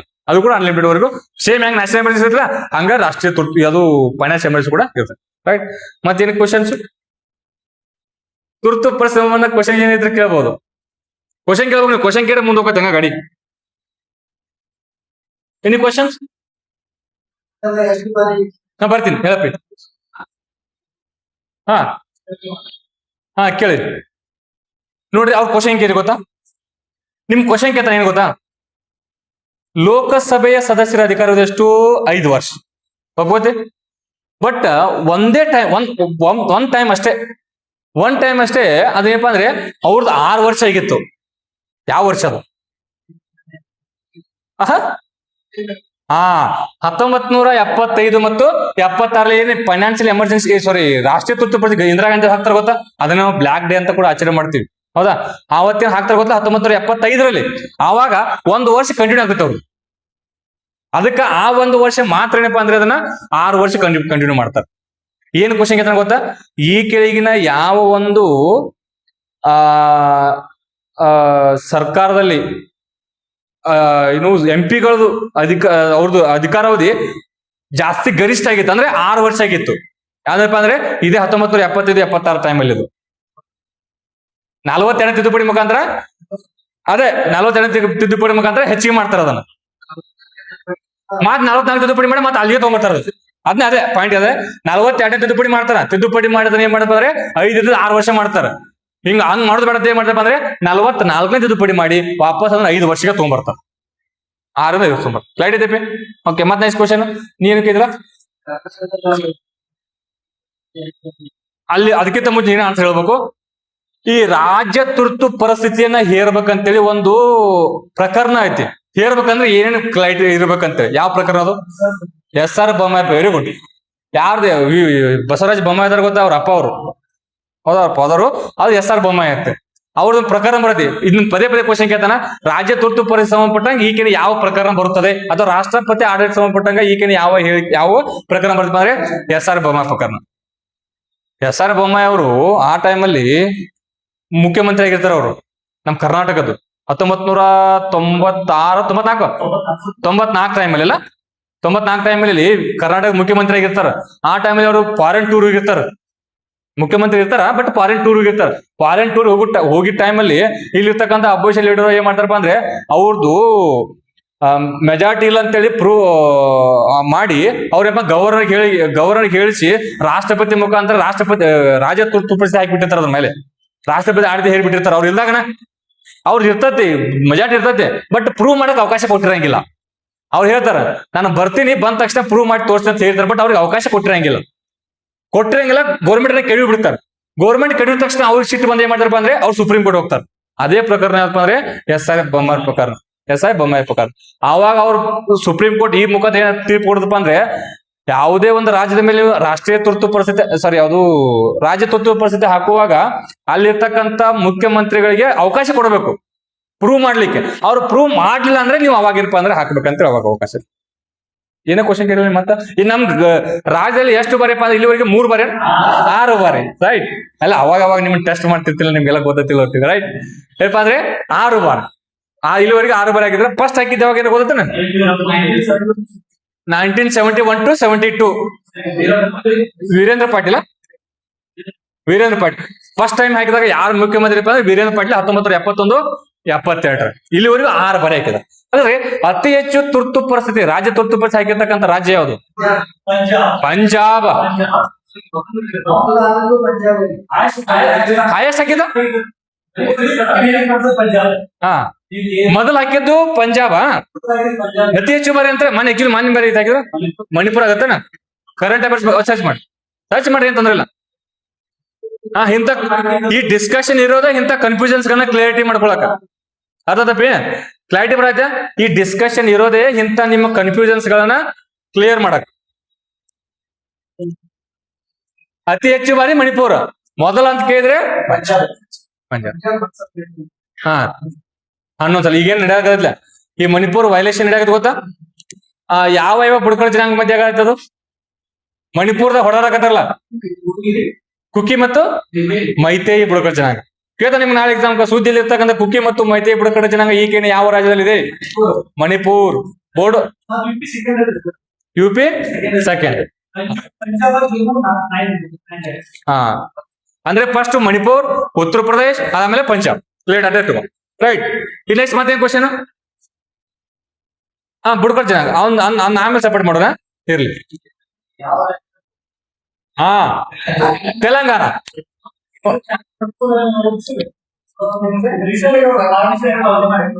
ಯಾವ ಹೇಳ್ರು? ತೆಲಂಗಾಣ, ಛತ್ತೀಸ್ಗಢ ಇಲ್ಲ ನಮ್ಮ ದೇಶದವು. ಸರ್ಚ್ ಮಾಡ, ಮೊಬೈಲ್ ಐತಿ ಸರ್ಚ್ ಮಾಡ್ಬೇಕಂತ ಕಲಿಬೇಕು. ಈ ಒಂದು ಕ್ಯೂರಿಯಾಸಿಟಿ ಇರ್ಬೇಕು ಒಳಗಡೆ. ಅದನ್ನ ಬಿಡ್ತೀರಿ ನೀವು ಒಬ್ರು ಅಳ್ಕೋತ ಕುಂಟ್ರಲ್ಲಿ ಇದ್ರಾಗ.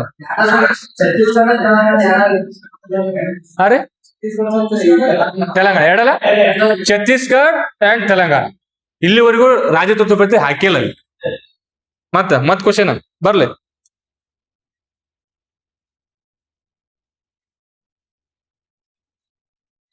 ಮತ್ ಕ್ವಶನ್ ಏನ್ರಿ?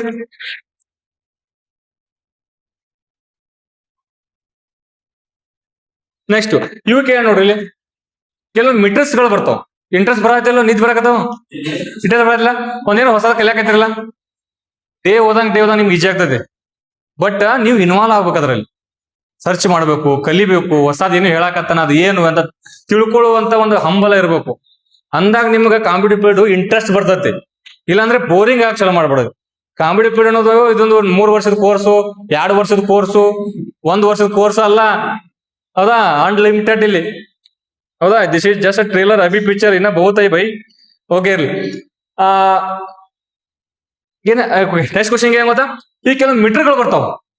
ಅಂದ್ರೆ ನಾ ಕ್ವಶನ್ಸ್ ಅನ್ನ ಕೇಳ್ತೀನಿ, ಆನ್ಸರ್ ಹೇಳ್ಬೇಕು. ರೈಟಾ? ವಾತಾವರಣ ಇರ್ತಕ್ಕಂಥ ತೇವಾಂಶವನ್ನು ಎತ್ತರಿಂದ ಅಳಿತಾರೆ. ಅದು ಹೈಗ್ರೋ. ಅದು ಹೈಗ್ರೋಮೀಟರ್. ನೆಕ್ಸ್ಟ್ ಒತ್ತಡವನ್ನು ಅಧ್ಯಯನ ಮಾಡೋದು ಯಾವುದು? ಬ್ಯಾರೋಮೀಟರ್. ಹೌದಾ? ನೆಕ್ಸ್ಟ್ ಅತಿ ಹೆಚ್ಚಿನ ಟೆಂಪರೇಚರ್ ಅಧ್ಯಯನ ಮಾಡೋದು ಯಾವುದು? ಅತಿ ಹೆಚ್ಚು ಯೂಸ್ ಮಾಡಿದೆ ನಾನು. ಅತಿ ಹೆಚ್ಚಿನ ಟೆಂಪರೇಚರ್ ಪೈರೋಮೀಟರ್. ಜಸ್ಟ್ ಟೆಂಪರೇಚರ್ ಮಾಡಿದಪ್ಪ ಅಂದ್ರೆ ಥರ್ಮೋಮೀಟರ್. ರೈಟ್. ಈ ನೆಕ್ಸ್ಟ್ ಈ ವಿಮಾನ ಬರ್ತೀನಿ ನಿಮ್ ಪಾಯಿಂಟ್. ನಾನು ನೆನಪಿದ್ದು ಮೊದಲು ಹೇಳ್ತೀನಿ, ಆಮೇಲೆ ಹೇಳತ್ರಿ. ವಿಮಾನ ಎಷ್ಟು ಎತ್ತರ ಹಾರಾದತೆ ಅನ್ನೋದು ಚೆಕ್ ಮಾಡೋದು ಯಾವುದು? ಅಲ್ಟಿಮೀಟರ್. ಹೌದಾ. ನೆಕ್ಸ್ಟ್ ಕೆಳಗಡೆ ಯಾವ್ದೋ ಒಂದು ವಸ್ತು ಎಷ್ಟು ದೂರ ಇರ್ತದೆ ಅದೇನ್ ಮಾಡಿ ಯಾವ್ದು ಪ್ಯಾಥೋಮೀಟರ್. ಯಾವ್ದ್ರಿ ಪ್ಯಾಥೋಮೀಟರ್. ಈ ನೆಕ್ಸ್ಟ್ ಆದ್ಮೇಲೆ ಈ ಈ ವಾಹನಗಳು ಸ್ಪೀಡ್ ಹೋಗ್ತಾ ಗೊತ್ತಾ, ವಾಹನಗಳ ಸ್ಪೀಡ್ ಅದೇ ಮಾಡಿದ್ರೆ ಯಾವ್ದು ರೆಡಾರ್ ಗನ್. ಸ್ಪೀಡ್ ಯಾವ್ದ್ರಿ ರೆಡಾರ್ ಗನ್. ಹೌದಾ. ನೆಕ್ಸ್ಟ್ ಈ ಕೆಳಗಡೆ ಮೀನುಗಳು ಇರ್ತಾವ ಮತ್ತು ಯಾವ್ದೊಂದು ಇರ್ತಲ್ಲ ಅದನ್ನ ಅದೇ ಮಾಡಿ ಸೋನಾರ್ ಅಂತ ಕೂಡ ಇದು ಮಾಡ್ತಾರೆ. ಸೋನಾರ್. ಹೌದಾ. ಸೋನಾರ್ ಫುಲ್ ಫಾರ್ಮ್ ಏನು? SO sound navigation and ranging. Sonar ಅಂತ ಬರೋದು ನಿಂಕ ಕೇಳ್ತಾನ ಪದೇ ಸೋನಾರ್ ಅಂತೇಳಿ. ರೈಟ್. ಇನ್ನೇ ಆದ್ಮೇಲೆ ಈ ಹಾಲು ಉತ್ಪಾದನೆ. ಹೌದಾ. ಹಾಲಿನ ಪ್ಯಾಟ್ ಲ್ಯಾಕ್ಟೋಮೀಟರ್. ಹಾಲಿನ ಸಾಂದ್ರತೆ ನಾ ಅಲ್ಲೇ ಹೇಳ್ತೀನಿ ಬ್ಯೂಟ್ಯಾರೋಮೀಟರ್ ಅಂತ ಬರುತ್ತೆ. ಅದು ಹಾಲಿನ ಡೈರಿಗೆ ಹೋದಾಗ ಅದನ್ನು ಬ್ಲಾಕ್ ಕಲರ್ ಕೆಳಗಡೆ ಬ್ಲಾಕ್ ಕಲರ್ ಇರ್ತೈತಿ ಅಂತೂ ಅದು ಬಿಟ್ಟಿರ್ತಾರ ಹಾಲಿನ ಒಳಗಡೆ ತೆಲಾಡಕ್. ಅದ್ ಎಷ್ಟು ಮುನ್ನೂರ ಅನ್ನೋದ್ರ ಮೇಲೆ ಸಾಂದ್ರತೆ ಕಂಡು ಹಿಡಿತಾರೆ. ಅದ ಸ್ಯಾಂಡ್ವಿಚ್. ಈಗ ಹಾಲಿನ ಡೈರಿಯಲ್ಲಿ ಮೊದಲು ಈಗಿಲ್ಲ, ಪ್ಯಾಡ್ ತೆಗಿಬೇಕಾದ್ರೆ ಹಿಂಗಿಟ್ಟು ರೊಟೇಷನ್ ಮಾಡಿದ್ರೆ ಗೊತ್ತಾ, ರೊಟೇಷನ್ ಆಗ್ತೈತೆ ನೋಡೋದು. ಹಿಂಗ್ ತಿರ್ತಿದ್ರೆ ರೊಟೇಷನ್ ಆಗ್ತದೆ. ಅದಕ್ಕೆ ಏನ್ ಕೇಳ್ತಾರೆ ಸೆಂಟ್ರಿಪ್ಯೂಗಲ್ ಅದ ಸೆಂಟ್ರಿಪ್ಯೂಜ್ ಅಂತ ಏನಂತ ಏನು ಗೊತ್ತಾರ.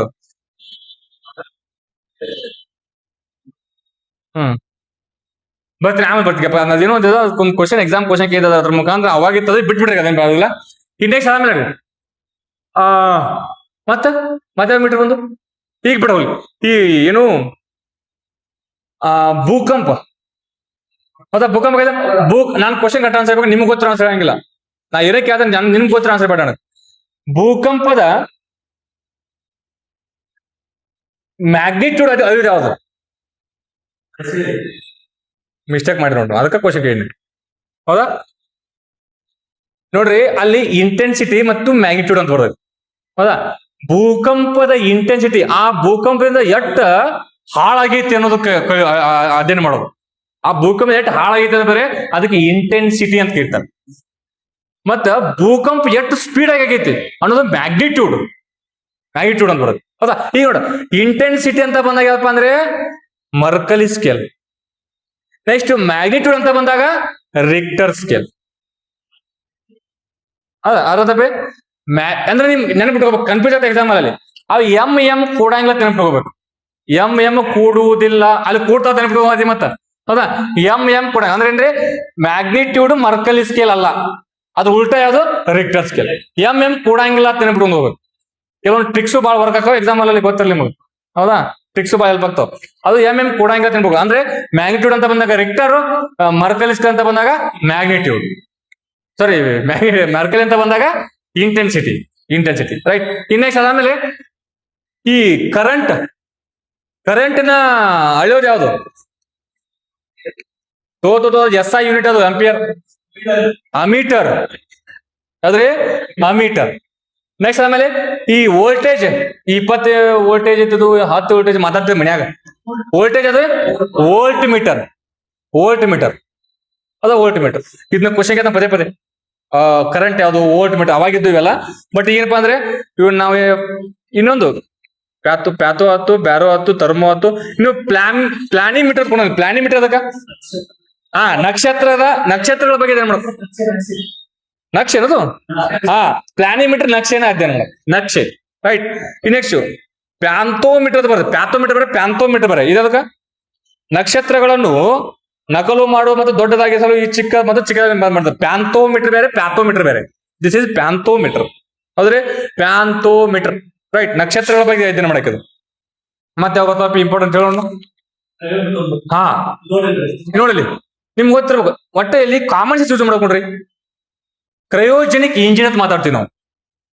ಕೇಳಿ ವರ್ಡ್ ಕ್ರಯೋಜೆನಿಕ್ ಇಂಜಿನ್. ಈ ಒಂದು ರಾಕೆಟ್ ಅಲ್ಲಿ ಕ್ರಯೋಜೆನಿಕ್ ಇಂಜಿನ್ ಬಳಸಿದರು, ಅದು ನ್ಯೂಸ್ ಪೇಪರ್ ಬಂದಿರ್ತೈತಿ. ಏನ್ ಕ್ರಯೋಜೆನಿಕ್ ಇಂಜಿನ್ ಅಂದ್ರ? ನೋ ಕ್ರಯೋಜೆನಿಕ್ ಇಂಜಿನ್ ಯಾವಾಗ ಬಳಸ್ತಾರ ಅಷ್ಟೇ ಹೇಳ್ರಿ ನನಗೆ. ಹೇಳ್ಪಿ. ಏನ್ ಗೊತ್ತಾ, ಮೇಲೆ ಹೋದಂಗ ಟೆಂಪರೇಚರ್ ಕಡಿಮೆ ಆಗುತ್ತೋ ಜಾಸ್ತಿ ಆಗೈತೋ? ಕಡಿಮೆ ಆಗೈತೆ ಗೊತ್ತಲ್ಲ. ಟೆಂಪರೇಚರ್ ಕಡಿಮೆ ಆದಂಗ ಮೇಲೆ ರಾಕೆಟ್ ಹೋಗ್ತಿರ್ತಾವಲ್ಲ, ಅಲ್ಲಿ ರಾಕೆಟ್ ಇಂಜಿನ್ ಒಳಗಡೆ ಮೇಲೆ ಟೆಂಪರೇಚರ್ ಕಡಿಮೆ ಆದಂಗ ಹೋದಂಗ ಅಲ್ಲಿ ಏನಾಗತ್ತಂದ್ರೆ ತಂಪು ಜಾಸ್ತಿ, ಸುತ್ತಮುತ್ತ ತಂಪು ಇರೋದ್ರಿಂದ ಆ ಫ್ಯೂಯಲ್ ಬರ್ನ್ ಆಗಂಗಿಲ್ಲ. ಈಗ ಚಳಿಗಾಲದಲ್ಲಿ ಬೇಗ ಉರಿ ಹತ್ತತ್ತು ಅಥವಾ ಬ್ಯಾಸಿಗೆ ಬೇಗ ಉರಿ ಹತ್ತತ್ತು, ಅದು ಕಾಮನ್ ಸೆನ್ಸ್ ಅವು. ಅದ ಬ್ಯಾಸಿಗೆಯಲ್ಲಿ ಬೇಗ ಉರಿ ಹತ್ತದ. ಆ ತರ ಮೇಲೆ ಹೋದಂಗ ಟೆಂಪರೇಚರ್ ಕಡಿಮೆ ಆದಂಗ ಆ ಬರ್ನ್ ಆಗುವಂತ ಕೆಪಾಸಿಟಿ ಕಡಿಮೆ ಆಗ್ತದೆ ಇಂಜಿನ್. ಯಾಕೆ ತಂಪು ಇರೋದು ಸುತ್ತಮುತ್ತ. ಆವಾಗ ಏನ್ ಮಾಡಿದ್ರಪ್ಪ ಅಂದ್ರೆ ಈ ಕ್ರಯೋಜೆನಿಕ್ ಇಂಜಿನ್ ನ ಬಳಸ್ತಾರ ಆ ಸ್ಟೇಜ್ ಅಲ್ಲಿ ಹೋಗಿ. ಫಸ್ಟ್ ಅಲ್ಲ, ಆ ಮೇಲ್ ಸ್ಟೇಜ್ ಹೋದಂಗ ಆ ಮೇಲ್ ಸ್ಟೇಜ್ ಕ್ರಯೋಜೆನಿಕ್ ಇಂಜಿನ್ ಯಾಕೆ ಬಳಸ್ತಾರಪ್ಪ ಅಂದ್ರೆ ಆ ಕ್ರಯೋಜೆನಿಕ್ ಇಂಜಿನ್ ಈ ತಂಪಾದ ಪ್ರದೇಶದಲ್ಲಿಯೂ ಕೂಡ ಏನಪ್ಪಾ ಅಂದ್ರೆ ಬರ್ನ್ ಆಗಲಿಕ್ಕೆ ಅವಕಾಶ ಮಾಡಿ ಕೊಡ್ತದೆ. ಅದಕ್ಕೆ ಕ್ರಯೋಜೆನಿಕ್ ಇಂಜಿನ್ ಅಂತದ. ಅದೇ ರೀತಿ ಕ್ರಯೋಮೀಟರ್ ಎದಕ್ಕೆ ಯೂಸ್ ಮಾಡ್ತಾರಪ್ಪ ಅಂದ್ರೆ ಈ ತಂಪನ್ನ ಅಳಿಲಿಕ್ಕೆ ಬಳಸ್ತಾರೆ, ಎಷ್ಟು ತಂಪೈತಿ ಏನಂತ. ಈ ನೆಕ್ಸ್ಟ್ ಈ ರೇನ್ ಗೇಜ್ ಅಂತ ಬರ್ತಾರೆ. ರೇನ್ ಗೇಜ್ ಎದಕ್ಕ? ಮಳೆ ಎಷ್ಟಾಗೈತಿ, 200 ಮೀಟರ್ ಆಗೈತಿ, 200 mm ಆಗೈತಿ ಮಾತಾಡ್ತಿಲ್ಲ, ಮಳೆಯನ್ನ ಅಧ್ಯಯನ ಮಾಡ್ಲಿಕ್ಕೆ ರೇನ್ ಗೇಜ್ ಯೂಸ್ ಮಾಡ್ತಾರೆ, ರೇನ್ ಗೇಜ್. ಇನ್ ನೆಕ್ಸ್ಟ್ ಎನಿಮೋಮೀಟರ್. ಎನಿಮೋಮೀಟರ್ ಅದಕ್ಕೆ ಯೂಸ್ ಮಾಡ್ತಾರ? ಏನ್ ಗಾಳಿ ಅದ ಗಾಳಿ ಏನ್ ಮುಂದ ಗಾಳಿಯ ವೇಗ, ಗಾಳಿಯ ದಿಕ್ಕು ಹಿಂಗ್ ಕೊಡ್ತಾನೆ ಆಪ್ಷನ್. ಯಾವ್ದ್ರಿ? ವಿಂಡ್ ಎನಿಮೋಮೀಟರ್ ಗಾಳಿಯ ದಿಕ್ಕನ್ನ ಅಧ್ಯಯನ ಮಾಡ್ತಾರೆ. ಗಾಳಿ ಹೌದಾ, ಗಾಳಿ ವೇಗ, ಗಾಳಿ ದಿಕ್ಕು, ಡೈರೆಕ್ಷನ್. ಅದ ಗಾಳಿಯ ಡೈರೆಕ್ಷನ್ ಯಾವ್ದು? ವಿಂಡ್ ಎನಿಮೋಮೀಟರ್ ಅಂತ ಬರೋದು. ಕಡಪಿ ಮಿಸ್ಟೇಕ್ ಆತ ಮತ್ತ ಅದ್ ಕಡತ್. ಮತ್ ನೆಕ್ಸ್ಟ್ ಯಾವ ಬರ್ತಾವ? ಏಟಲ್ ಬಿಟ್ಟು ಹೋಗ್ಕೊಂಡು ಮತ್ತೆ ಯಾವ ಬರ್ತಾವ ಹೇಳ? ಮತ್ತೆ ಯಾವ್ದು ನೆನಪದ ನೀ ಹೇಳಕ್ಕೆ? ಯಾರಿಗೂ ಸುಡಗ ನೀನು ಹೇಳೋದು ನಿಂಗ ಗೊತ್ತು. ಅಪಿ ವಿಂಡ್ ಸ್ಪೀಡ್ ಮತ್ತೆ air velocity. Wind speed wind anemometer ಅಂತ ಬರುತ್ತೆ. ಇನ್ನೊಂದು ಆಕ್ಚುಲಿ ವಿಂಡ್ ಡೈರೆಕ್ಷನ್ ಒಂದು ಬರ್ತೈತಿ, ನೆನಪು ಬರತ್ತಿಲ್ಲ. ಮತ್ತೆ ಯಾವ ಮೀಟರ್ ಬರ್ತಾವ ನಿಮ್ಗ?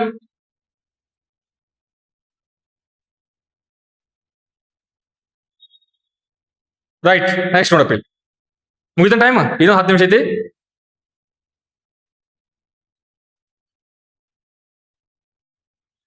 ಈಗ ಈ ಡೇಂಜರ್ ಲೈಟ್ ಇಲ್ಲಿ ನಾವು ಬೀದಿ ದೀಪ ಇರ್ತಾವ ಗೊತ್ತಾ?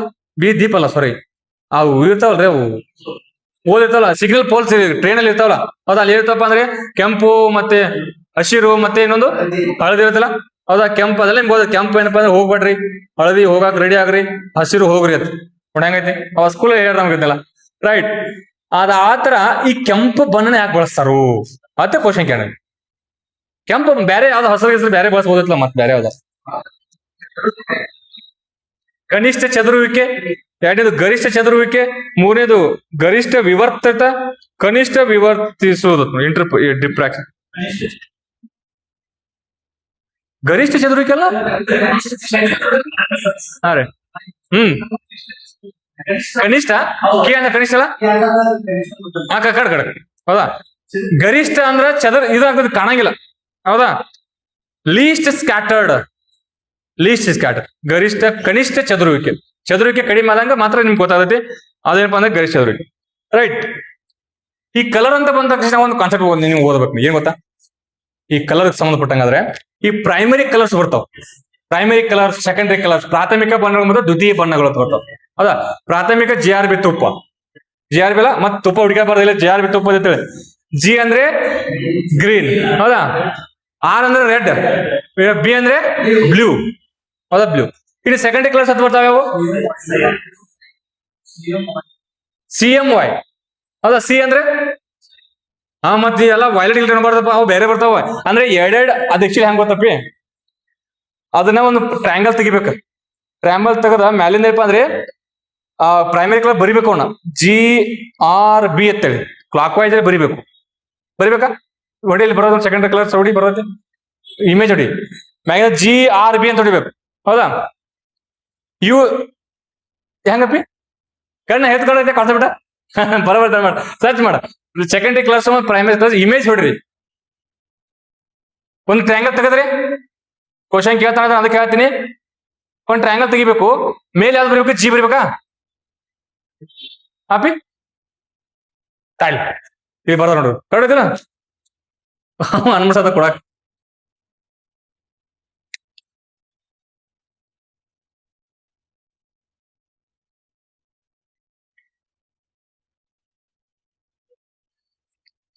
ಕೂತರ ಚಾಲು ದೊಡ್ಡ ಚಾಲು ರೈಟ್. ಓಕೆ, ಕೇಳಿ ಬತ್ತಾ ಟ್ರಯಾಂಗಲ್ ಬತ್ತಿಲ್ಲ, ಏನು ಬೇರೆ ಬರ್ತದೆ ಏನ ಮತ್ತ? ಹಾ ರೀ, ಹಾ ಅವ್ರು ಅಟ್ಲೀಸ್ಟ್ ಸೆಕೆಂಡ್ ಕಲರ್ ಹೇಳ್ಬಿಡ್ರಿ ಯಾವತ್ತೆ ಅವ್ ನೀ ಶಿಯಾನ ಅಂತ ಹೇಳ್ದ ಅವೋ ಹಾ ಶಿಯಾನ ಪ್ರೆಸೆಂಟ್ ಎಲ್ಲೋ ಹೌದಾ ಇವೆರಡು ಸೆಕೆಂಡ್ರಿ ಕಲರ್ ಸಂಸಾರ ನೋಡ್ಕೊಂಡ್ಸಲ ಸೆಕೆಂಡ್ ಕಲರ್ ಇನ್ನೆಷ್ಟು ಕಲರ್ ಇಲ್ಲಿ ಅಲ್ಲಿ ವಿಪ್ ಜೇರ್ ಅಂತ ಬಿಡ ಗೊತ್ತಾ ವೈಟ್ ಕಲರ್ ಹೋಗಿ ಅದೊಂದು ಪ್ರಿಜನ್ ಮುಖಾಂತರ ನಾವು ಪಾಸ್ ಮಾಡಿದಾಗ ಅದು ಏನಪ್ಪ ಅಂದ್ರೆ 7 ಕಲರ್ ಆಗಿ ಬರ್ತದೆ ಅದಕ್ಕೆ ವಿಪ್ ಜಿ ಆರ್ ಅಂತ ಕರಿತೀವಿ ನಾವು ಇಲ್ಲಿ ಏನು ಬರೀ ಕ್ವಶನ್ ಕೇಳ ಗೊತ್ತಾ ವಿಪ್ ಜಿ ಆರ್ ಮೇಲೆ ನೀನೇ ಹೇಳ್ಬೇಕು ಆನ್ಸರ್ ಕೇಳ್ತಿದ್ರ ಮೇಲೆ ಆನ್ಸರ್ ಹೇಳ್ಬೇಕು ಅಂದ್ರೆ ಈಗ ವೈಟ್ ಕಲರ್ ಇದ್ರೆ ವೈಟ್ ಕಲರ್ 7 ಬಣ್ಣದ ಹತ್ರ ಒಳಗಡೆ ಅದೊಂದು ಪ್ರಿಸಮ್ ಮುಖಾಂತರ ನಾವು ಹಾಸಿದಾಗ ಅದು 7 ಕಲರ್ ಆಗಿ ಹೊರಗಡೆ ಬರ್ತಾವ ಹೌದಾ ತಲೆ ಮೇಲೆ ಇಟ್ಟಿದ್ರೆ 7 ಬರ್ತಾವ ಮತ್ತ ಇನ್ನೊಂದು ತಲೆ ಕೆಳಗೆ ಮಾಡಿ ಇಟ್ರೆ ಮತ್ತೆ ಒಂದಾಗಿ ಬರ್ತದೆ ಹೊರಗಡೆ ಬರೋದಿಲ್ಲ ಮತ್ತೆ ವೈಟ್ ಕಲರ್ ಆಗಿ ಬರ್ತದೆ ಇಲ್ಲಿ ಏನ್ ಈ ವಿಪ್ ಜಿ ಆರ್ ಅಲ್ಲಿ ಅತಿ ಹೆಚ್ಚು ಬಾಗಿರ್ತಕ್ಕಂಥ ಕಲರ್ ಯಾವ್ದತ್ತ ಹಾ ಯಾವ್ದ್ರಿ ವೈಲೆಟ್ ವಿಪ್ ಜಿ ಆರ್ ಕೈಯಿಂದ ಬರ್ಬೇಕಲ್ಲ ಅದನ್ನ ಮ್ಯಾಗಿಂದ ಬರಂಗಿಲ್ಲ ಕೈಯಿಂದ ಬರ್ಕೊತ ಹೋಗ್ಬೇಕು ವಿಪ್ ಜಿ ಆರ್ ಬಿ ಅಂದ್ರೆ ವೈಲೆಟ್ ಇದನ್ನ ಏನ್ ಕೇಳ್ತಾನ ಈಕೆ ಅತಿ ಹೆಚ್ಚು ಬಾಗಿರ್ತಕ್ಕಂಥ ಕಲರ್ ಯಾವ್ದಪ್ಪ ಅಂದ್ರೆ ವೈಲೆಟ್ ಯಾಕೆ ವಿಪ್ ಜಿ ಆರ್ ನೆಕ್ಸ್ಟ್ ಅತಿ ಹೆಚ್ಚು ವೇವ್ಲೆಂತ್ ಹೊಂದಿರ್ತಕ್ಕಂಥ ಯಾವ್ದು ಕೇಳ್ತಾನ್ರಿ ರೆಡ್ ಅದಕ್ಕಂತ ಬಳಸ್ತಾರೆ ಅತಿ ಹೆಚ್ಚು ವೇವ್ಲೆಂತ್ ವಿಪ್ ಜಿ ಆರ್ ಮೇಲೆ ಇರ್ತಕ್ಕಂಥ ಆರ್ ದ ರೆಡ್ ಅದ ಅತಿ ಹೆಚ್ಚು ವೇವ್ಲೆಂತ್ ಹೊಂದಿರ್ತಕ್ಕಂಥ ಏನ್ ಕೇಳ್ತಾನ ಗೊತ್ತಾ ಕೆಳಗಿಂದ ಮೇಲೆ ಹೋದಂಗ ಅಂದ್ರೆ ವಿಪ್ ವೈಲೆಟ್ ದಿಂದ ರೆಡ್ ಕಡೆ ಹೋದಂಗ ವೇವ್ಲೆಂತ್ ಹೆಚ್ಚಾಗತ್ತೋ ಕಡಿಮೆ ಆಗತ್ತೋ ಏನಾಗತ್ರಿ ಹೆಚ್ಚಾಕತ್ ಮತ್ ಮೇಲಿಂದ ಕೆಳಗೆ ಬಂದಾಗ ಕಡಿಮೆ ಆಗೈತಿ ಒಂದ್ ಗೊತ್ತಿರೋ ಇನ್ನೊಂದು ಹೇಳ್ಬಹುದು ಈ ನೆಕ್ಸ್ಟ್ ವೇವ್ಲೆಂತ್ ಆಯ್ತು ಇನ್ನೊಂದು ಕೆಳಗಿಂದ ಮೇಲೆ ಹೋದಂಗ ಅಂದ್ರೆ ವಿಪ್ ಜಾರ್ದ ವೈಲ್ಡ್ ಹೋದಂಗ ಆ ಚದುರುವಿಕೆ ಅಂದ್ರೆ ಕಡಿಮೆ ಆಗತ್ತೆ ಈಗ ರೆಡ್ ಮಾತಾಡಿದ್ರೆ ಅತಿ ಕಡಿಮೆ ಆಗತ್ತೆ ಚದುರುವಿಕೆ ಕಡಿಮೆ ಕೆಳಗೆ ಬಂದಾಗ ಚದುರುವಿಕೆ ಜಾಸ್ತಿ ಆಗ್ತದೆ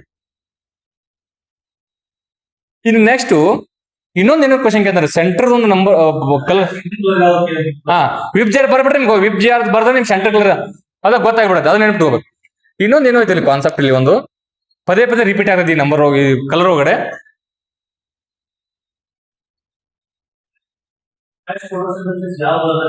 ಹಾ ಇಲ್ಲಿ ಕೇಳಿ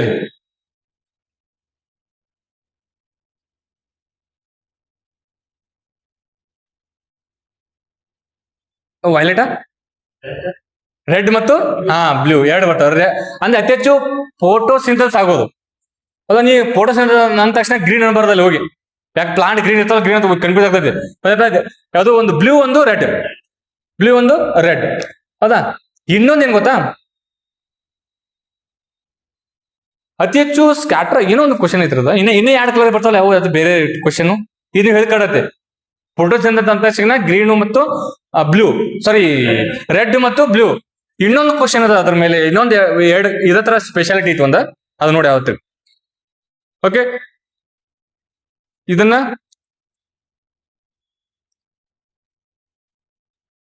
ಇವು ಕೇಳ್ರಿ ಏನ್ ಗೊತ್ತಾ ಮಿಶ್ರ ಲೋಹಗಳು ಪದೇ ಕ್ವಶನ್ ಕೇಳ್ತ ಹೌದಾ ನಾ ಕ್ವಶನ್ ಕೇಳ್ತ ಹೇಳ್ಬೇಕು ಈ ಗನ್ ಮೆಟಲ್ ಬರೋದು ಗನ್ ಮೆಟಲ್ ಏನು ಹೊಂದಿರತ್ತೆ ನಿಕ್ಕಲ್ಲು ಕಾಪರು ತಾಮ್ರನ ನಿಕ್ಕಲ್ಲು ಕಾಪರ್ ಇನ್ನೊಂದು ಸತ್ತು ಬರತ್ತೆ ಕನ್ಫ್ಯೂಸ್ ಮಾನ್ಯ ಡಿಸೈಡ್ ಮಾಡಿದ್ರೆ ನೆನಪಾಡ್ದವಲ್ಲ ಅವನು ಪದೇ ನೆನಪು ಮಾಡ್ಕೋಬೇಕು ಪದೇ ಕನ್ಫ್ಯೂಸ್ ಆಗುತ್ತೆ ಇನ್ನೆಷ್ಟು ಆದ್ಮೇಲೆ ಈ ತಾತ ಸತ್ತ ಅಂತ ಬರುತ್ತೆ ಏನ್ ತಾತ ಸತ್ತ ತಾಮ್ರ ಮತ್ತು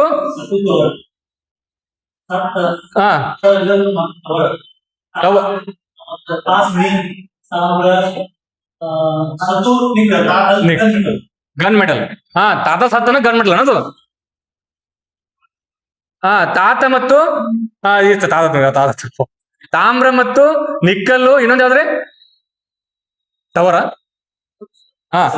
ತಾಮ್ರ ಸತು ಮತ್ತು ನಿಕ್ಕಲ್ಲು ಇವು ಮೂರು ಕೂಡ ಗನ್ ಮೆಟಲ್ ಕಡದೆ ಸರ್ಚ್ ಮಾಡಿ ಮತ್ತೆ ಸರ್ಚ್ ಮಾಡಿ ಹೇಳ್ಬೇಕು ಹಂಗಲ್ಲ ಮಿಸ್ಟೇಕ್ ಆಗತ್ ಮತ್ತ ಸಾರಿ